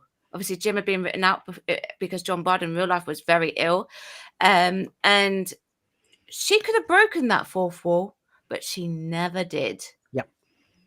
I'm reminded of the original series of Star Trek. There was an episode where McCoy tells Kirk and Spock to shut up, and then he looks at the camera and says, well, I finally had the last word. And he looks at the camera, he breaks the fourth wall. The only time he did in the original series, but I just suddenly thought of that as we had this conversation. No, well, we're fair on this one. I actually just realized. Go ahead, Rachel. Oh, sorry. People say that Freema Agyeman broke the fourth wall in. Oh yes, in the TARDIS. Yeah, in the TARDIS. But in actual fact, it does look like that. But she's actually looking at another character.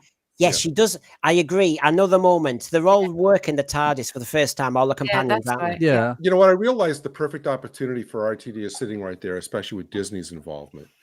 And especially since he has no problem with ripping off Star Wars, which is what he did for Ruby's mom. He just lifted Ray thing and had no problem with admitting it. Yeah. What he needs to do, he needs to be put in charge of doing another Star Wars holiday special. Where they can do singing and dancing, all choreographed and written by RTD. Oh, I could see that. Because here's the thing. If you keep in mind that everything that RTD is doing now, yes, it's having the knock-on effect of desecrating and ruining Doctor Who, but it's also that he can establish his CV.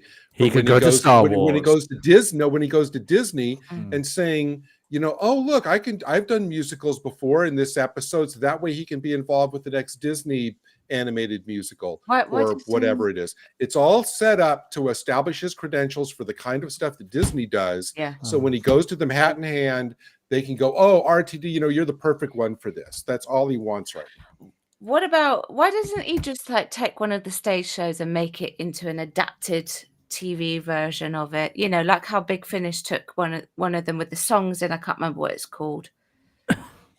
Oh yes, Colin Baker does do that. Yeah. Yeah. Oh, there's some great comments, and I appreciate, because we like to be fair. Yes, I know that the Hartnell moment went on Christmas Day. Obviously, I didn't Colin see Baker it one. Yeah. I that didn't was see scripted. it. That was not an ad lib. And it sounds like a mistake. And I don't like the sound of it. I'll be honest with you. So I'm being honest and consistent. The key ring of Ruslan, I've never seen you before. Good to see you. I'm usually a huge RTD fanboy. Please keep with us because we try and be fair. It's just I'm getting a bit disappointed. All this fourth wall musical quirky stuff should be used sparingly. I agree. I think that's what I was saying to Rachel, wasn't it? You might break the fourth wall once, maybe, if it merits it. It's how often you do it. I know. It's a very rare thing to do. If you take the story seriously, it's like people sometimes say to us as Doctor Who fans, did the rubbish special effects in the 70s and 60s, did it take you out of the story? And actually, no. But this is deliberately taking you out of the story. Anytime RTD writes something and in his head he says, aren't I clever? He's going to do it 10 more times. Because he's in love with his own cleverness. Yeah. Demorpin saying it worked with Capaldi because he was an incredible actor, and 12's characterization as someone who talked to himself was a professor. I mean, that's what I mean. There's moments where we see elements of this. Now, I'm willing to go where people want because there was so much news, but I'll just throw this in while you're thinking. One of the news items was the mashup. I was worried sick about Star Trek and Doctor Who. And in the end, you know, we had there it is. Friendship is universal. Oh my God, what they're going to announce. I was thinking, is it going to be like Hanna-Barbera's Laugh Olympics? Well, in a way, it's, I remember that. Yeah. When they joined up, but it was still within the same franchise, wasn't it? Anyway, there's the two baddies. There they are. Oh dear. And don't worry, I've got one. Hang on, let me get my antacids going here. If everybody's enjoyed the quotes so far, I've got quotes from these two. This just goes on, and I've got much more. We've got the Christmas trailer coming up in a minute. Don't worry. But anyway, this was the big news. There you go. Yeah. Doctor Who Lost in Time and Star Trek Lower Decks mobile game, and it's David Tennant again. So this doesn't have to be canon, according to... It's a game, apparently. It's a mobile game. Yeah. I wouldn't play it anyway. Oh, don't drag K9 into this. Oh, poor K9. The snag is, though, I think... I'll say it, I got to say this, I love Lower Decks. I think it's a great show. It started off wobbly, but it turned into just something great. The thing is, can I just say, while it's, you know, it's not Captain Kirk meets Doctor and all the rest of it, this could be a Trojan horse, a stalking horse. Could this be a tryout? How the fans take to it? No, I hope not. I just don't trust what's going on anymore. Hiya, Herby. Brendan, I'm sad also. New Who is so disappointing. I'm so glad the classic Who is on Tube because it was fun to watch with no agenda, just entertainment. Now, but Alex Kingston as River Song, the David... I think in one of our streams, didn't we all say whether we like David Tennant's Doctor or not at the time, but too much David Tennant? Do we need more? No. Why can't Matt Smith be a cartoon? What's wrong with Matt Smith? What's wrong with Capaldi? You see, the thing is, I also think David am I going to throw a spanner in the works here? Probably not. David Tennant also stayed too long. And this is just like overhyping his version of the Doctor at this point. Is it version 10 or version 14 as well? Well, That's David 10, Tennant. that's 10. David Tennant is the BBC's go-to now for you need a doctor, go grab Tennant. And That's he comes their back, automatic. doesn't he? He loves it. He loves the role so much. That's why he keeps coming back. And the money as well, of course. Yep. So there you go, folks. That was the news. I don't watch Lower Decks, what Gary does. I mean, I can't judge it in that way, but I don't. I've seen it. It's all right. I'm not the biggest fan of the animated stuff. It's got a lot of humor. It's 24th century Trek humor. A lot of fans will get the jokes and stuff. It's not quite my thing, but it's not bad. It's all right. Yeah. Well, as Rachel said, is Tennant now overexposed? I mean, oh, for God's sake, we've had. 15... I think he is. Ooh, I'm safe. No, yeah. No, he's great, but he's done now. Come on, he's had the most time in it. And isn't this something? Look, please tell me in the thread and the panel, as Anthony Parkinson says, nobody wanted a crossover. Who was? Look, this is, in my opinion, this is the product of a marketing Zoom meeting where you had some BBC, marketing people who only know Doctor Who is David Tennant, and that's the extent of their knowledge about the show.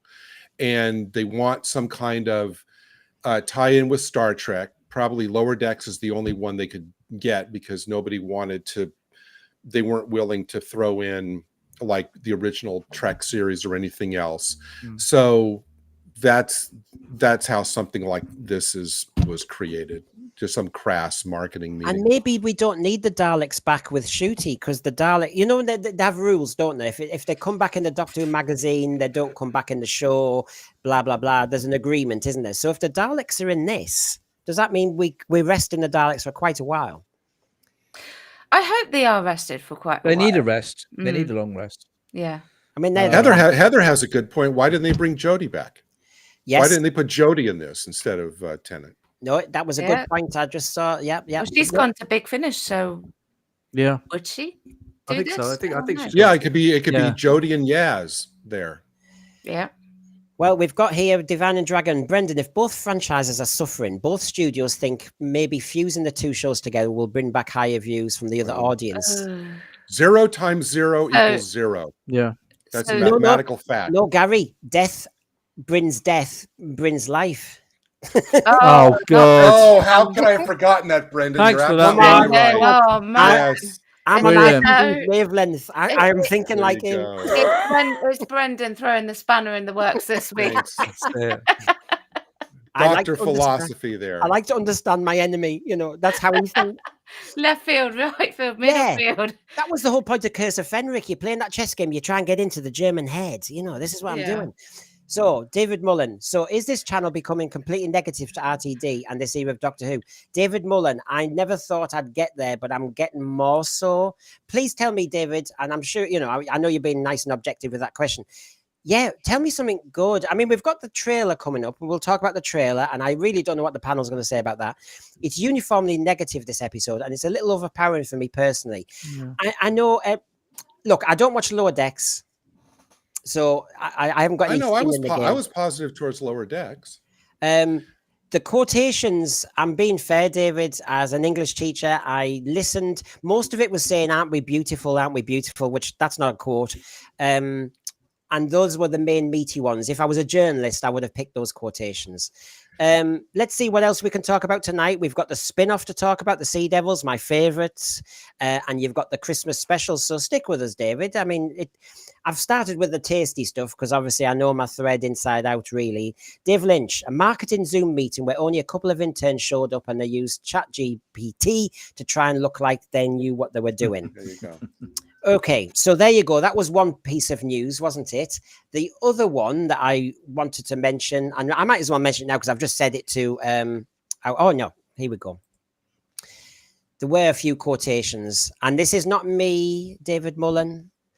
This is Alex Kurtzman. He says he listens to criticism from people who genuinely love the franchise. We bring it to the writer's room and talk about it.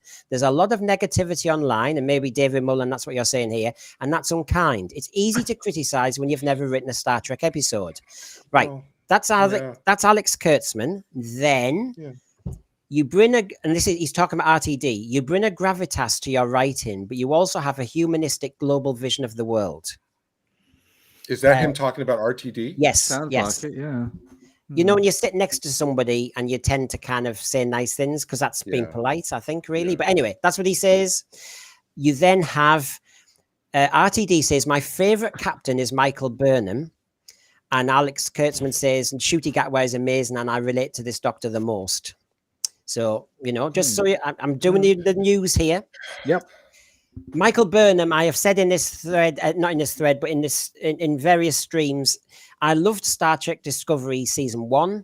Season 2, I stuck with. Then with the burn and stuff, I started to go a bit wrong. But as you know now, I do take the mick out of the fact that in the middle of peril on some planet or some asteroids, they'll stop and ask emotionally how they're all coping with each other. And if RTD is saying that's his go-to, it just concerns me, David Mullen and everybody else. What do you think? Well, what else is he going to say with Alex Kurtzman sitting next to him? Plus, Michael Burnham cried a lot as well. Well, there you go. The emotional intelligence was there. What I love about Star Trek is the teams. I'm such a fan of Discovery. It's my favorite show, says Russell Davies. I thought he said Acolyte was his favorite show. Oh, well, depends which panel he's on at what time. Okay. So there you go. And how do you balance vocal fandoms and focus on telling the best stories? I don't go much online and I rely on my own fan brain, says RTD. Okay. Yeah. He also says, and this is it, we'd love to announce a crossover between the two franchises, but only the fans can make this happen. It must happen. Is that why he made that? There was that Star Trek mention in Space Babies? Well, yes, it was. Yeah. It was, yeah. I do. That's why I said, is this a stalking horse? That we're not all going to kick off over Lower Decks smashing up with Doctor Who on a mobile game. But is this the start? A tryout? They did a crossover a few years ago. It was a comic, like an 8-episode miniseries. It was called not Regeneration. It was Assimilation was in the title, and it was the Matt Smith, Amy and Rory meeting the Next Gen crew for like 8 issues. Wasn't it a comic? Wasn't it a comic? It was an 8-issue comic miniseries. Yeah, that's what I'm thinking of. Yeah. Last one. Assimilation Squared. That's what it was. Oh, okay. Here's the last one. The friendship between the Doctor and Ruby in the last season had something different. It speaks to a new generation, to a new way, says Alex Kurtzman. What? I didn't really make much of the story arc in the first place, but there you go. He's probably never watched Doctor Who in his life. He probably doesn't know what he's talking about. I'm honestly confused, not sarcastically confused, but just honestly confused. What about the scenes with the Doctor and Ruby? What in that speaks to a new generation, as opposed to every other Doctor relationship ever? Any new generation in the chat that would be able to tell us? Yeah, please tell us. Yeah, Chad. please do. And look, I hope David Mullen's sticking with us because it's now looking at. I don't know who. Did anyone see the Christmas trailer?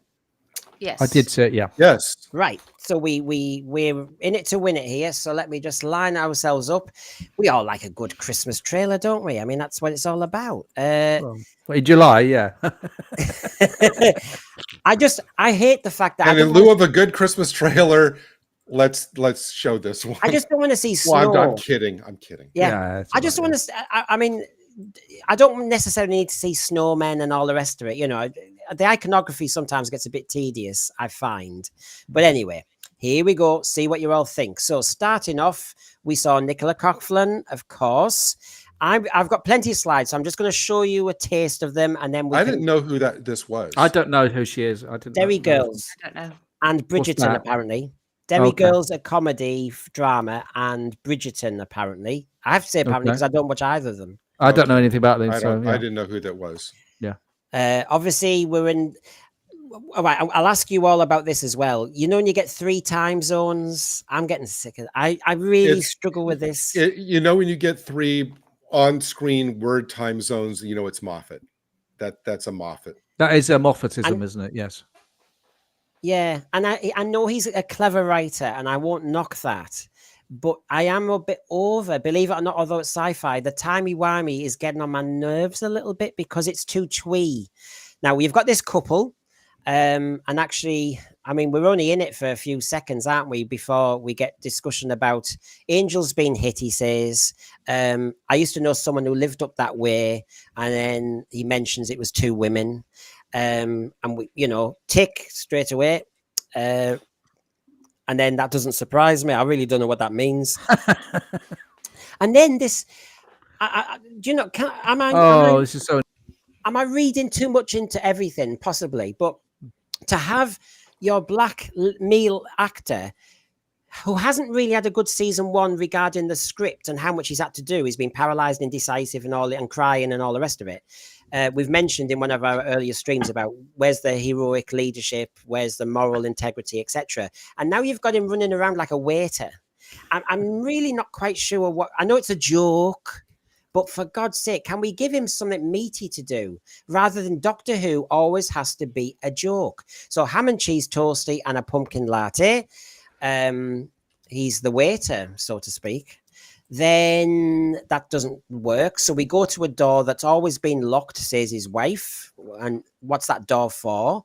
Then we were on the Orient Express in 62. I can't think of the relevance. Cuban Missile Crisis. I'm trying to think. 1940s war. Murder on the Orient Express. So we've got some meta-textual stuff going on. That lady there, she's reading a letter, handwritten. And then suddenly ham and cheese toasty and a pumpkin latte. One room. So he's after a room.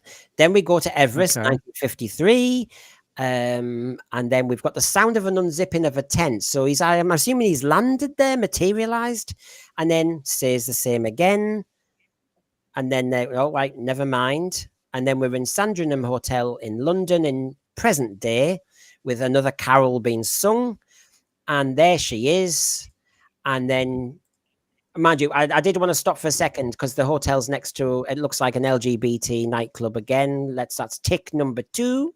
Oh well, there's the rainbow. Yeah, I didn't spot that. Yeah, I didn't know. Yeah, I'll just remind those in the thread who are new to me, I'm gay, so you know, there's no. Yeah. So should we assume then that the TARDIS has no way? He has no way of.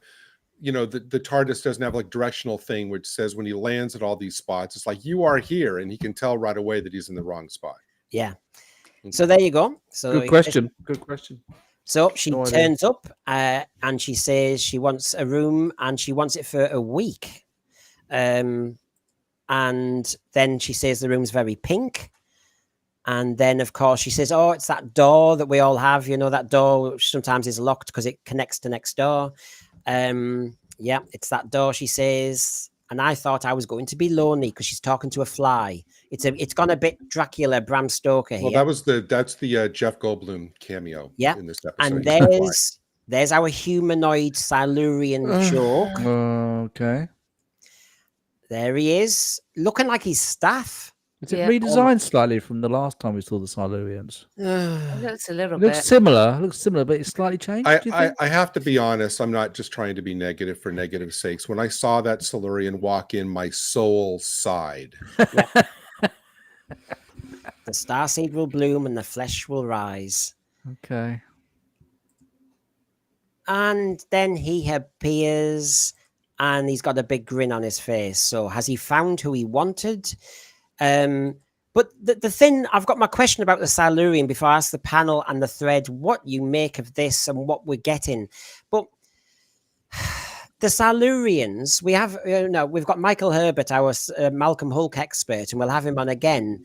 But the Silurians are quite dangerous and they had that gun there and they had that psychokinetic power, didn't they? Now they look scaredy cats. Why have we a bit like the Sontaran with the Paternoster Why have we dumbed down? And this is Stephen Moffat, it's on him. We dumbed down the Sontaran into a joke character. It looks as though the Silurians are now joke characters. This is working with Robert Holmes's and Malcolm Hulke's inventions. I don't know what to say, really. I don't know.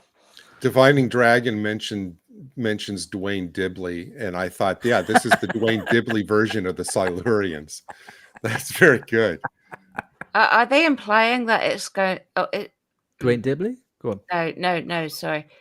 Wait, I'll just get that foot back. Are they saying that, like, in this trailer, that the Silurian is going to be the main enemy in this?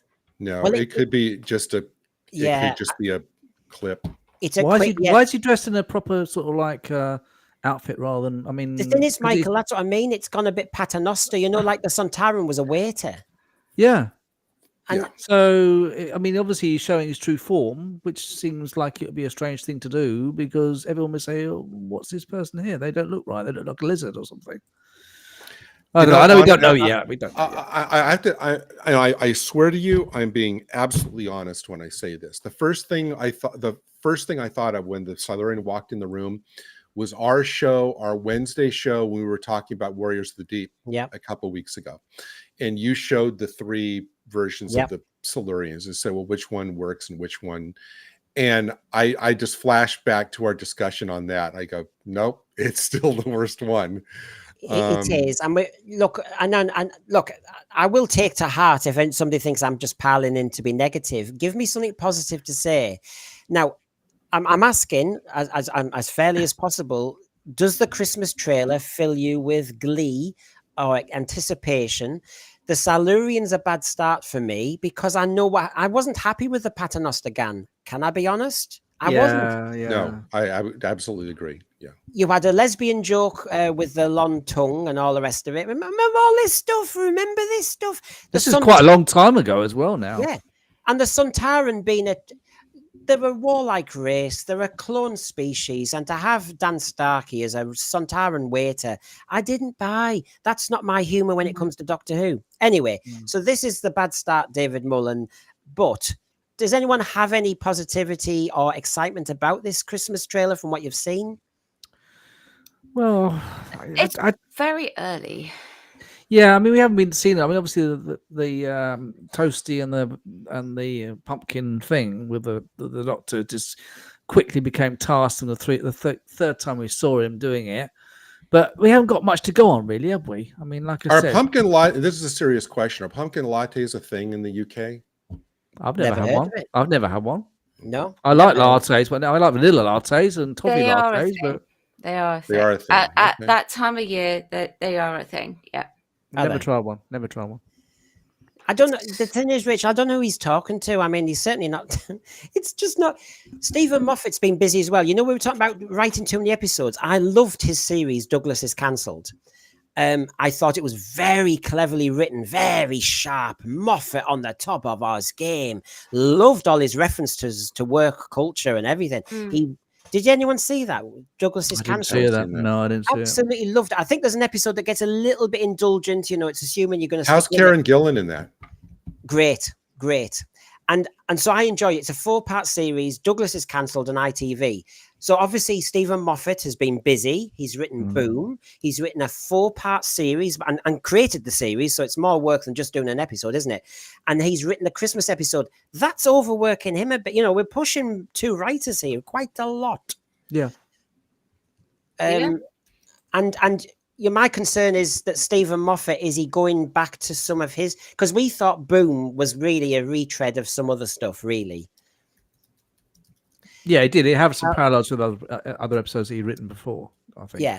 Charles Mentor, Doctor Who was awful now. Moffat RTD burned out. Moffat selling a stupid show now.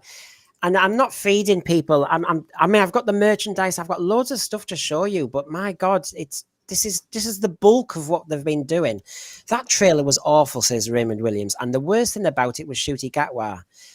My concern again, Raymond, is it's the role he's given. I know this is really a non-event of a trailer because it clearly this is not important. They're not trying to spoil anything. This is just the humor bit. but it's not serving Ncuti Gatwa. Can the showrunners and the writers please give him some trailers and some scenes to sell him and establish him? Well, one issue is that the Christmas episodes of Doctor Who are normally very light and fluffy and gimmicky. So I mean, as a seeing as it's been nearly on 20 years since it's come back, I've always been very kind of apathetic towards a Christmas special, because most of them are just, it's a bit of fluff because it's Christmas Day. You're not probably watching the episodes, and you've got your family or whatever you're doing. Yeah. So so I'm never going to be that excited about a Christmas special anyway. So maybe that's partly what I'm interpreting, what I'm seeing so far. See, I mean, when it comes to the Christmas specials, it seems like this would have fit more. Now, I know that a lot of like BBC, ITV shows do Christmas specials, and those are kind of more, they fit in with the tone of the show, whether it's a sitcom or whatever. So when Moffat did his earlier Christmas specials, like Christmas Carol, which I think is one of the best Christmas specials ever done, Last Christmas, which is amazing, shows that he can do Christmas specials that have a lighter feel, but that still slot in perfectly with the overall tone of the show. This just doesn't for me. Maybe because this whole era is just, to me, just but Gary, can I ask the question when we come to this, that okay, you can maybe have a lighter episode at Christmas, but because we've had quite a light series, and Last Christmas was very light and a song and dance routine, and the giggle was a bit of a giggle, and the Spice Girls and everything. Can I just say, as a Doctor Who fan of old, when do we have a scary trailer? When do we have real jeopardy and you're on the edge of your seat and it hints that might be a thriller? When have we seen that? We seem to do a lot of humor. We seem to do a lot of light entertainment. But when do we please just go back to, because wasn't the one of the stereotypes about Doctor Who was behind the sofa? When are we getting that, please? No, you're right. I had it the other day when I was watching Rose. Yes. Yeah. And is that why you hated the waxwork bit I did as well? Because of it's the autumn thing, isn't it? Yeah, you pulled up the thing. The first bit I was okay, and then you pulled up with it in white, and I was like, no, I'm done.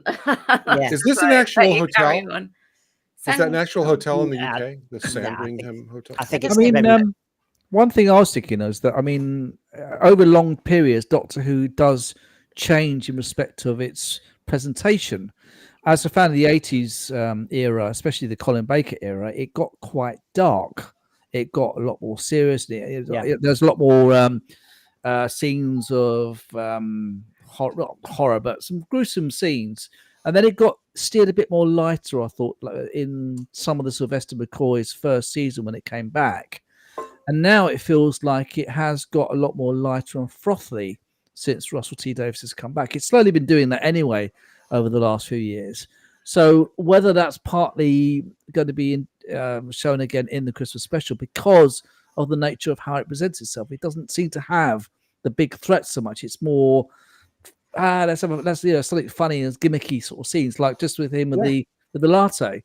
So maybe that's what I'm seeing in this because of what's been presented in recent times. It slightly scares me, Michael, that as a Doctor Who fan who's older, I keep thinking when Doctor Who went light, it got cancelled. Now, I know the last season tried to go dark, and it did go dark, but that's what I was thinking too. Yes, I agree. Exactly. It got lighter. There's difference between being light and being a mockery of what the actual show is. Yes. Yeah. Yes, I agree entirely with that. Absolutely. Yeah. I've got over the overseas says Douglas's cancelled was anti-woke compared to anti. Yes, and that's what I loved about it. You can see he's a dad as well. He's got all the jokes in, but they're sharp about how people can turn on a sixpence using their language against you, and especially if you're in the media. Very clever interplay. That man was. I have to say, I will say this. That man was on top of his game when he wrote those 4 episodes. I loved it. People in the chat are saying, that, the BBC did, for years and years and years, those ghost stories for Christmas. Yeah. A lot of those were, adaptations of Henry James stories, things like that. But do something like in that tone. Do like a solid, Doctor Who Christmas ghost story. Exactly. Why not? Yeah, brilliant. Go for it. Yeah, there was one a few years ago that Capaldi was in, if I remember, and that he was really good in that. Well, you've got Mark Gatiss. You've also got Toby Whitehouse. I mean, he had a fantastic series, didn't he? Being Human. I mean, get somebody in who can just get the chill back. Now, I'm not expecting a whole Philip Hinchcliffe series because I realise the world has changed, I'm sad to say. But can we please have maybe 1 or 2 stories where the chills are back? Yeah. I tell you one thing that I thought from this particular trailer was that as the Doctor fixed the chameleon circuit, because they keep questioning this door and this door doesn't open, and suddenly he appears through this door. Yeah, that's a good idea. Yeah, I could go and along I was just like, has he fixed it? It's the TARDIS Because door, yeah. It makes me think, Rachel, whether we're doing another Stephen Moffat thing. He's very clever. You can see he's been a dad. The silence, the crack in the bedroom of the kid. Yeah. And he does a lot of clever stuff that an observant parent notices what scares kids. But he's going back to the door. That this is like the girl in the fireplace, I think, where you go to a different time zone through the door. This is the Narnia thing, is it? Yes. Maybe, yeah. Yeah. Which he's already done. Yeah, that's what I mean. He's done it a few times. He does time window things, doesn't he? He always does that. And like I said, I've just praised him. I'm just saying. So overall, out of 10 being you can't sleep now, where are you standing on the Christmas episode? 3. About 4. Yeah. There's nothing in that trailer that sort of gets me hyped up because it's too early, really. So, yeah. And doing a joke again. I can do a joke if I've seen serious stuff, but I'd love it to get you scared again. Give us 10 seconds of scare. There is one good thing about it, actually, though, and that's the brown jacket. Yes. He's back in that brown jacket. Oh, yeah. Are they actually going to concede and actually just have something that is a bit more recognizable for him? Not put him in like one costume, but actually just have the reoccurrence of this particular brown jacket. Triple Jazz. I hope so. Yeah. I hope so. And Triple Jazz, we are doing what fans do, aren't we? We are just guessing from the entrails, from the tea leaves. But we're moving on now. We will either be right or we'll be wrong. That's the one surety about all this lot. Hartnell's Ghost, both Ghostlight and Fenric were both adult and dark, but opposite Coronation Street and Zero BBC promotion. Yes, that's exactly right. Absolutely. Yep. Right. Okay, then. Well, if that doesn't get you going, the other bit of news was, of course, the bit of news that we already knew, but then we got a curveball because, of course, Russell Tovey. Oh, yes. Yeah. Starring in The War Between the Land and the Sea, and so is, and I hope I can pronounce her name a little bit. I don't know, Gugu Mabatha. Yeah, but she's been in Doctor Who before as Tish Jones, the sister of Martha Jones. Oh, I thought I recognised. Sorry, I didn't make the connection, but yes. Yeah. Is she the same character, though? Is she Martha Jones? No, RTD said that they're different characters. Oh, it's a shame. That would have been nice to have a sort of link. I wonder if that's why we've got a Silurian then appearing in this episode to link. I only thought that as connection to the Sea Devils. Yeah. I thought that exact thing. Yeah. Yeah. Well, the other thing is, mind you, we've got the 2 lovers back, the unit lovers. Oh, yes. Yeah. I'm so we've got, over these people. So we can do a soap opera, even though the world's at risk. Yes, Over the Overseas has Freema dropped out. Well, you know what? Maybe it will be then. It will be, if since RTD is still mired in the whole domestic drama thing, I'm guessing that the war between the land and the sea, the war between the Sea Devils and UNIT, is going to be basically just a bigger reflection of the domestic issues that Kate Stewart and his soldier boy toy are having in the first throes of their relationship. So it's going to be kind of like a mirror. It's basically going to be like a big domestic drama. And can I just say before I forget, Steve Thompson is right. That title, I keep hearing Basil. I thought that as well. It's there between the land and the sky. I keep thinking of that as well. I thought I was the only one who thought that. Well done. I thought that as well. Because that's one of the. I'll watch it if John Cleese shows up. Oh God, I would watch it as well. Because it is a great moment, that isn't it? When she says, I "I know, paid I for a thought room that. with a view." Yeah, Mrs. Richards wasn't she? Yeah. What did you expect? The Hannon Gardens of Babylon. That's such a good episode. Go on. It is. Yeah. So you've got it. It's in all the. Oh, Mr. Faulty. So you've got Russell Tovey and I hope I can pronounce it Guju. Or yeah, but anyway, Yeah. she's a good actress. She was in Loki, was she as well? Oh, really? Oh, was she? I didn't know that. Yeah. So there she is as Tish Jones. Russell Tovey is obviously playing a different character, but it happened in Doctor Who when we did Invasion of the Dinosaurs. Oh, is he not playing the same character No. that he was in? Oh, I thought. Sorry, I didn't know that. I thought it was the same character that he was on the Titanic. I'm getting into my 70s head because that's allowed. Because as you know, how many actors kept coming back?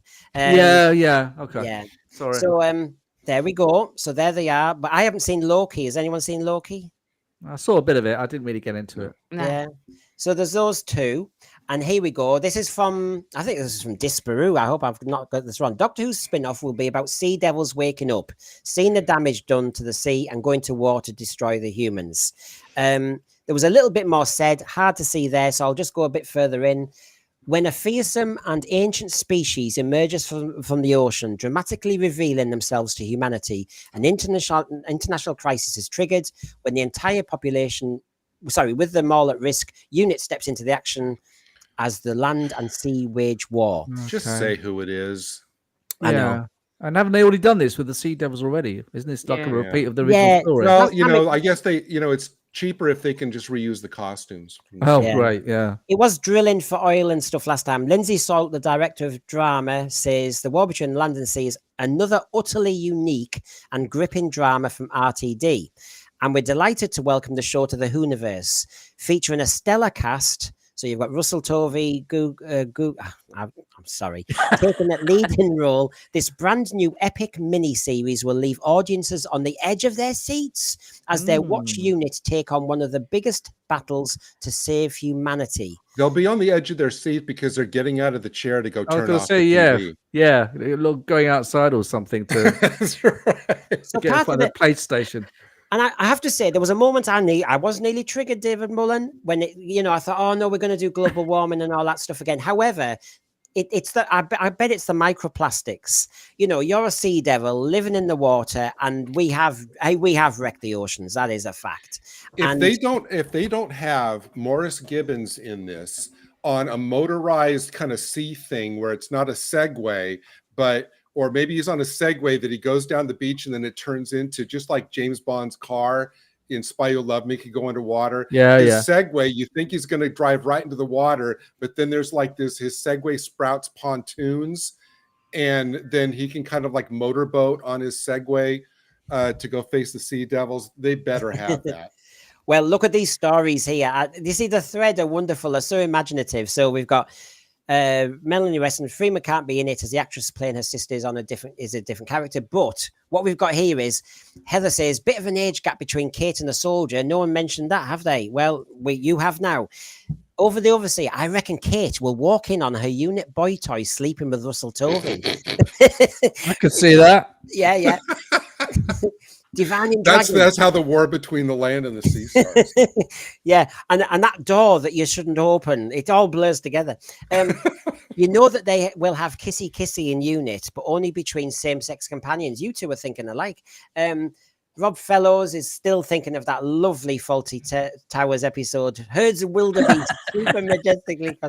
It was his writing, the sarcasm. It was fun. Yeah, Wouldn't you like to talk? I'd love to talk to people like that. I really would. This fork, this spoon, this smack on head. From Basil Fawlty. Is this a piece of your brain? Sorry. Oh God! But actually, come in as Basil Fawlty and do it as Basil Fawlty. Regards the new spin-off, says Hartnell's Ghost, like with a new album, I won't comment until I've seen or heard it. Do you know Hartnell's Ghost? That used to be me. I used to be, and I used to have, I had John Daly on, Hugh and Michelle. I remember in the early days when we were predicting this series, and some of them would say, hold your horses, let's just see how it pans out. The trouble is now, Hartnell's Ghost, I've seen a lot of episodes, 12 episodes of RTD, his era. Yeah. So I feel as though I'm allowed to be a bit more cynical now. What am I waiting for, Hartnell's Ghost, now? I will say the presence of Pete McTeague does give me a little more optimism about this particular production, if he does the majority of the writing. And I do think when I liked his trailer, you mentioned it was like a trailer to the season 8, was it? I can't remember now, but it was the Sea Devils, wasn't it, with Katie Manning and a young girl. And he has done a few Doctor Who episodes. Was one of them about environment and global warming? I think there was one which he did that was a bit like that. That was the one with all the garbage sacks under the ocean. Was that him? Yeah. Please help us in the thread if I've got it slightly wrong. Does the absence of children on the team mean that the unit's employment policies have been reviewed? Maybe because Gary really laid into it. Peter, I tell you, Morris Gibbons, the gift that keeps on giving. And that, yes, Peter, we need the string vests back. Oh, yeah. And, Madam McCann, all those Sea Devils there really don't like those microparticles. You see, that would make sense to me. They've allowed us to have the planet. Praxius, that was Pete McTeague. There you go. Thank you, everybody. I'm on the edge of my lawn, says Crimpline. So he's there. He's still touching grass. Oh, God. Sean Cryer sounds about as interesting as the Christmas special. Can't wait for that either. Well, since I'm trying to be positive, the Sea Devils, I pray, have it. I'll blank out the Jodie Whittaker Sea Devils. I'll try and blank out how the Sea Devils were treated like muck by the Silurians in Warriors of the Deep. And I will pray that somebody has the sense to take us back to 72 and give us menacing, agile, fast, athletic Sea Devils as they used to be, not plodding samurai warriors. All right, Brendan, I have an odds question for you. What are the odds that we're going to get a CGI Merca? Seriously. But I seriously thought, Gary, didn't in the Legend of the Sea Devils, there was that thing under the water that I thought was the Merca, wasn't it? You know, that big Brendan, I did not watch Legend of the Sea Devils. I'm sorry. There was, I think it was in one of the trailers as well, wasn't it, Michael? You did see a big thing in the water that wasn't a sea devil. Yeah, I mean, it's been a while, but there was something, but I can't actually remember that scene very well. It's been such a while. I want this to happen. Yeah. Good suggestion, Pete. Sea Devils will be wearing t-shirts with just stop oil. Yeah, and then they'll get sentenced to 5 years in prison. But I'm sure we'll have a discussion about colonization. Somebody suggested, I think Heather in the chat says that she said Martha, but that's when we all thought Martha was going to be in it, is going to fall in love with a sea devil. That'll be part of the story. Oh. Well, Gareth is saying, yes, Brendan, microplastics, but what about the poisoned Pacific Ocean from the Japanese reactor? Wouldn't Japan be the biggest baddie to the Sea Devils? He did say, do you know what, on one of the panels, he did say, RTD, that they're filming in August, that's when it starts, but it'll be around the world, he said. Now, I don't know if he's just exaggerating there, as he tends to do, but he did say around the world. So whether that's a possibility, Gareth, so there you go. Well, that trailer was technically around the world. Yeah, too right. So, just remind me, how aren't the Sea Devils very, very far underground around the world in different? No, it's been so long since I've seen it. Right, where do they're underground, aren't they? They come up from somewhere. Where is it? I can't remember. It's been so long since I've seen it. Or is it the Silurians? Where do they come from? I know they're Earth. I know they're Earth. I was laughing at a comment. The Silurians are in caves, and the Sea Devils are somewhere hibernating now, like an army. What, thousands of miles underneath the ground? Right. Yeah, okay. They're in various places apparently. But could they come out sort of like in different places and that's what they're going to do, which is there'll be like a world invasion where you get some in America, you get some in Australia, you get some in Africa, and that's how they're going to do it. Do you reckon? And then we do a reset at the end when apparently if you put a frequency in the water like whales do, it'll make them all scream and go back again. So basically, the world will be in peril for 4 episodes. Then a frequency. It's sort of like 2 minutes. There's no practical way to guess what's going to happen because, as we know, we'll have a better idea. RTD is going to rewrite this every night when he sees the rushes. Oh, that's right. Of course, yes. Why Yes. So why- that's his way. why can't we have an alien or whatever that has only ever been used once? I'm saying this because otherwise we'll end up with the Autons. Why can't we have that, and reintroduce that alien that is not overdone? I'm not saying the Sea Devils are overdone, but it is. I am slightly worried that they're going to perhaps that. I mean, I'm not a big fan of Sea Devils, which but I'm trying to think don't of you what. feel like they're going to perhaps destroy them in some respects? I mean, you look what they did to the costume. They did the CGI with their last appearance, Yeah. didn't they? And they've only appeared in 2 classic stories. didn't 3. they? Yeah. Was it 3? Sorry, I thought it was 2. Well, if you count the Silurians as Yeah. Yeah. Oh, Silurians, sorry. Yeah. Devils, Okay. yeah. All right. Okay. So we've got that, and just to kind of bring you up to speed. So we've got all this information from the San Diego Comic-Con, but there was more stuff to talk about. Millie Gibson said Ruby's got PTSD because of our adventures, and we might see a bit of that dramatized in season 2. Then people talked about this. Now, to me, this looks like Connect 4. Oh wait, that's the TARDIS.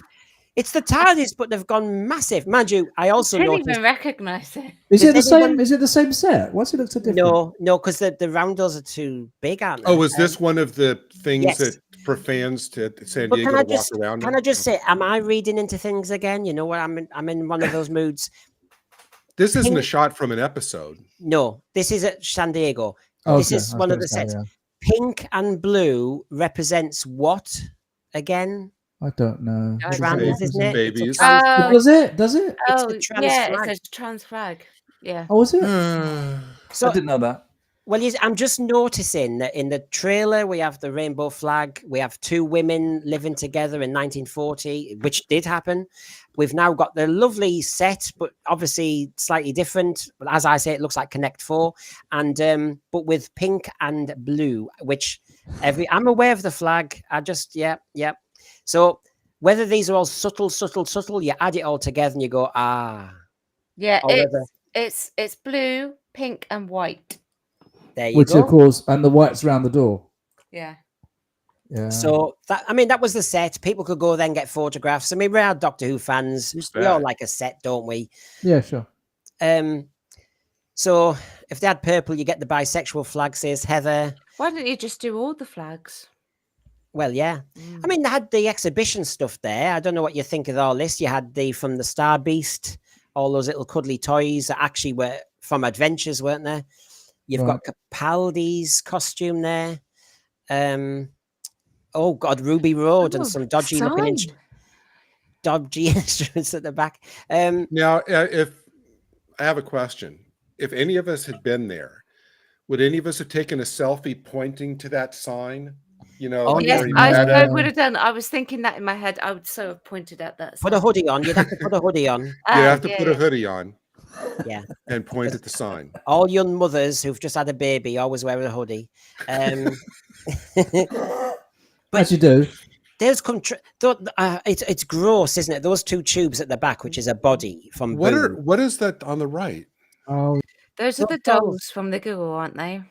which ones are they? I don't recognise those. Amy, is one of them Amy? One of them's. Oh, Yeah, okay. Bill I Potts thought maybe it's the off Freema. it's Oh, I the puppet put that show out of my that head. the Okay. Toy Master does. Oh Yeah. gosh, yeah. Sorry, yeah. Yeah. And but there's those great costumes that you should go and yeah, buy and cosplay yeah. with. Hey, Yeah, not Fisherman's gonna do that. Duty. Lovely. And they've got Jodie next to Matt Smith. Yes, there's the Jodie. Yeah. So, I mean, But that's all right. Well, that's nice. I instantly like that. recognisable. That's great. It sounds good. I mean, this sort of thing. I mean, the world, was it called the Worlds of Wonder? I think me and Jamie saw it in Liverpool, and you had the giant robot, you had the robot of death mask, you had some great stuff there. I'm a fan. I'd like to see stuff like this.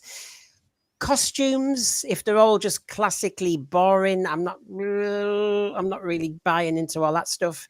There's Clara. I mean, you have to see Clara's jumper, don't you? Of course. Oh, See, I'd have yeah. somebody distract the guards while I walked off with that Maybe that one's there specifically because people were trying to draw connections between her and Mrs. Flood.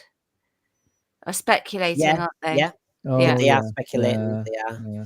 So we've got one item to come, which is the merch. So was that display mixing around Trek and Doctor Who stuff? Because there was a lot of Star Trek quotes Was there around. Star Trek stuff there? So- Yeah, if you go back to that picture, you'll see that a lot of the inset quotes that were Let's have a look. around there. One of them was like by Riker, not here, but on there's a Data quote. Okay. The one that at the very end that you Friendship showed, must be- Oh, at the very end. Let's at have the a look. very end, had like a Picard quote and a Riker quote there. See, there's a Riker quote, there's a Picard quote. Where? Oh yeah, at the top by the head. Oh, Yeah. Okay. Oh yeah, William T. Riker. Yeah. Sorry, I didn't see that. Yeah. Well Yeah. spotted. That's true. I mean, it looked, yeah, until you said that looked all very Doctor Who. But Yeah, I didn't see that until you spotted it. So yeah. I mean, I'm a glutton for stuff like that. Of course I am. Anyway, it's the merch. Now I want to see who's going to get their fingers in their pockets, their hands in their pockets and buy this stuff. So here we go. Celestial Toy Box.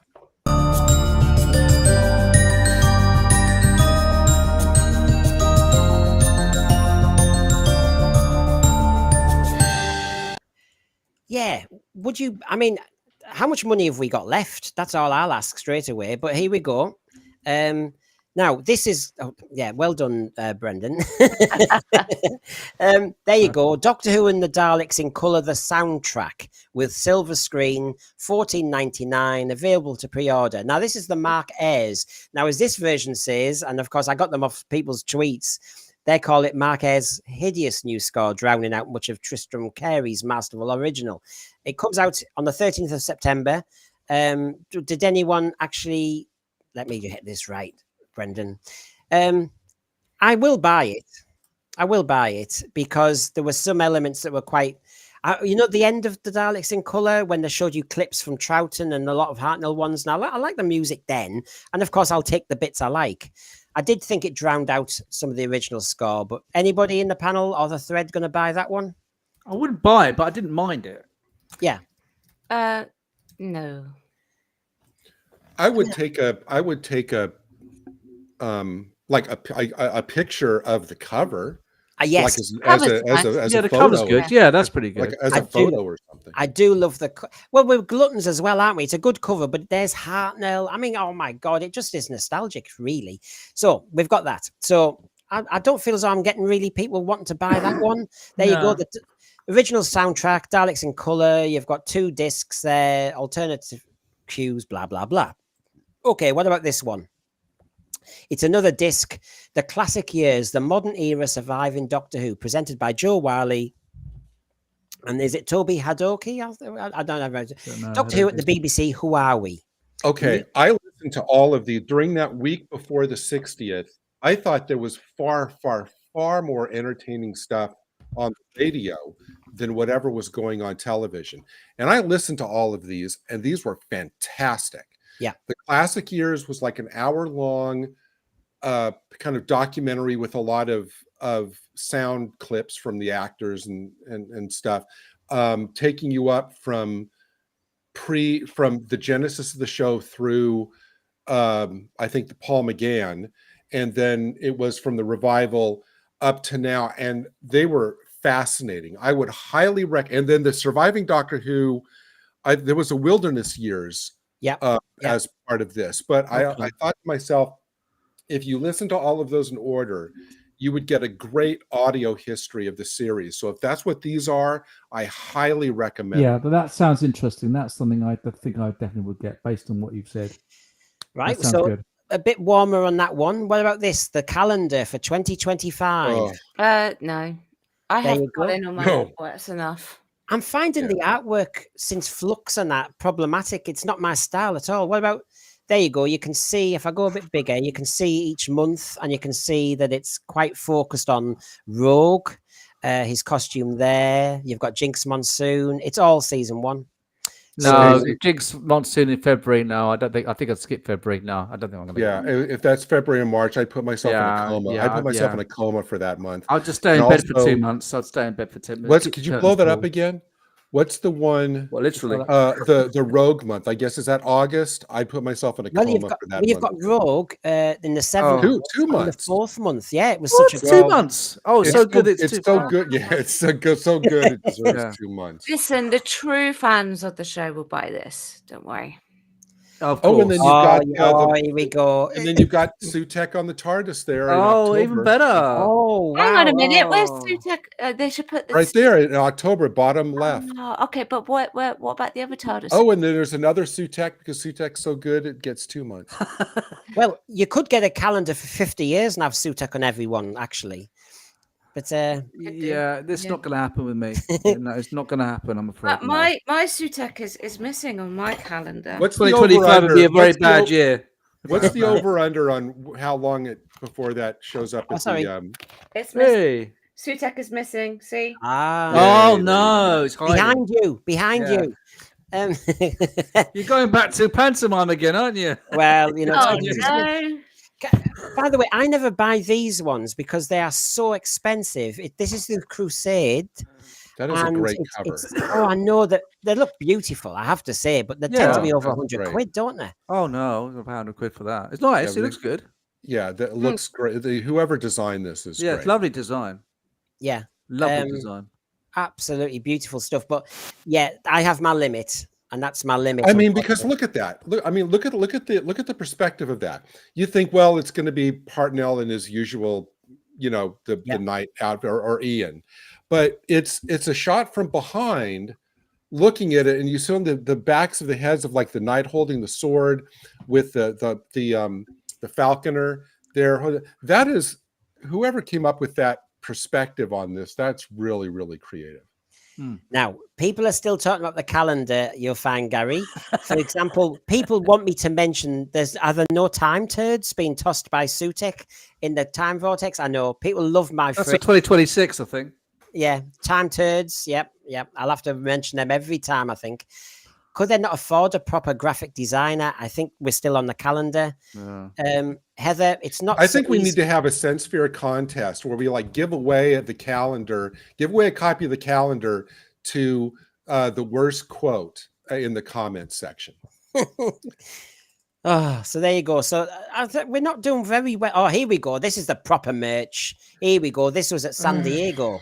So, do you want a nice little pink Happiness Patrol TARDIS, but it doesn't look in proportion? Okay, well, all right. I don't know. How does that look to you? My niece would have the pink one. Yeah. But that's just because of the color. Yeah.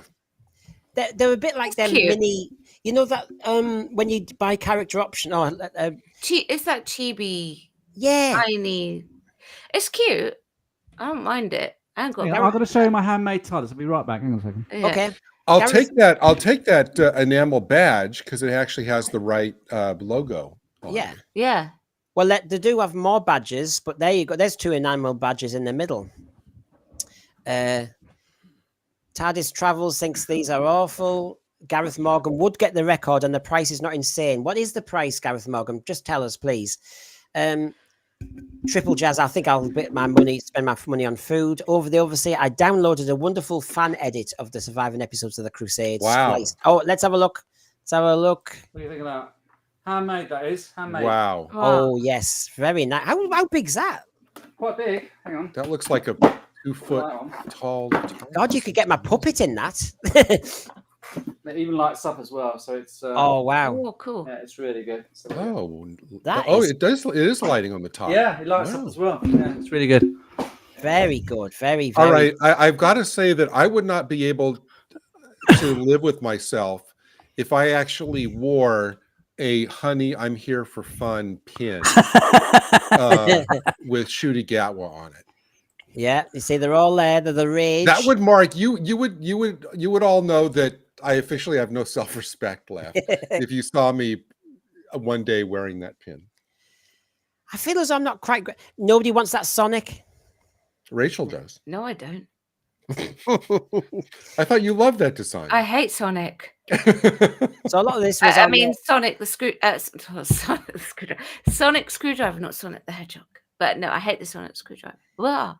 So a lot of those were with. You can see the enamel badges. You've got the pink TARDIS, a green one, an aqua one. But yeah, Titan Merc. So there you go. That's basically what was in store in. Let me get in San Diego Comic-Con. There we go. Have we missed anything out? This shirt I'm wearing today is actually from San Diego 2017. Oh, okay. That's good. Yeah. Yeah. There's no Jodie Whittaker. That was their the War Doctor. That was the 2017 merch. Looks good. And again, it's not going down well. Most of the stuff, Sonic Sky Remote needs to go back into whoever's fever dream imagined it. Yeah, I'm not getting the Sonic. I am not getting the Sonic. Because it's supposed to not, because it looked like a gun originally, which is why it was changed into looking like a. Of course. Now it looks like the bottom of a shoe. But TARDIS Travels likes your TARDIS, Michael. Thank you. Glad you like it. Cheers. There is no love lost between me and the Sonic screwdriver. Ever. No. Even during Classic. So everybody, that was the San Diego. That was. I think I've covered everything. Please tell me in the thread if I've been naughty and advertised miscorrect. Give us a subscribe. Away. And give us a like hike, as they call it. We'll be around again. Thanks, panel, because it's a sunny day in Britain and we could have been doing other stuff, but we are Doctor Who fans after all. Has anyone got any final words? Yeah, one last thing. One last quote that Davey said during the Trek Love Fest panel is he was all enthusiastic about the Borg. He was like, his quote was, Borg, Borg, Borg. I love the Borg. I guess conveniently forgetting to mention that they were a lift from. They were ripped off from. Yeah. They were based on the Cybermen. They were definitely. That's very well known to Trek fans that the inspiration was the Cybermen. So sorry, Gary. I missed out a couple of quotes, but No. I just found it funny that I wonder if I'm not going to watch the. Yeah. I can't watch the live thing, but if anybody actually mentioned, that the Borg are from the Cyber. Yeah.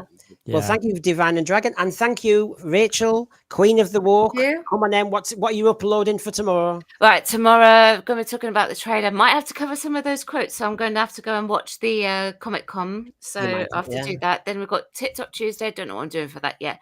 Work Wednesday, covering the Olympics, and then finishing off the week by talking about Japan. Oh, I think those Olympics could be a meaty show. Oh, yes. Now, Michael, anything coming up on your stream? Plenty of pranks, old Canon cameras. On Thursday, we're going to be finally reviewing The Acolyte, and that's going to be interesting. I can imagine that both myself and my co-host Martin weren't that impressed. I didn't dislike it as much as he did, but it's got a lot of problems. Yes, a lot. So, I would agree. Yeah, so that's what's happening on Thursday. Brilliant. Well, thanks for giving me your time, everybody. Everyone in the thread, thanks for giving me your time as well. That was the Sense Sphere. So good night, everybody. Thank you very much. Bye.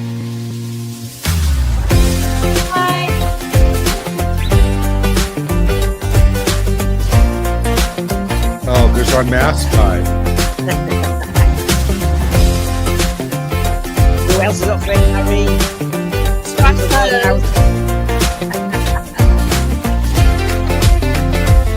Yes, I'm making the do, Michael. Sorry.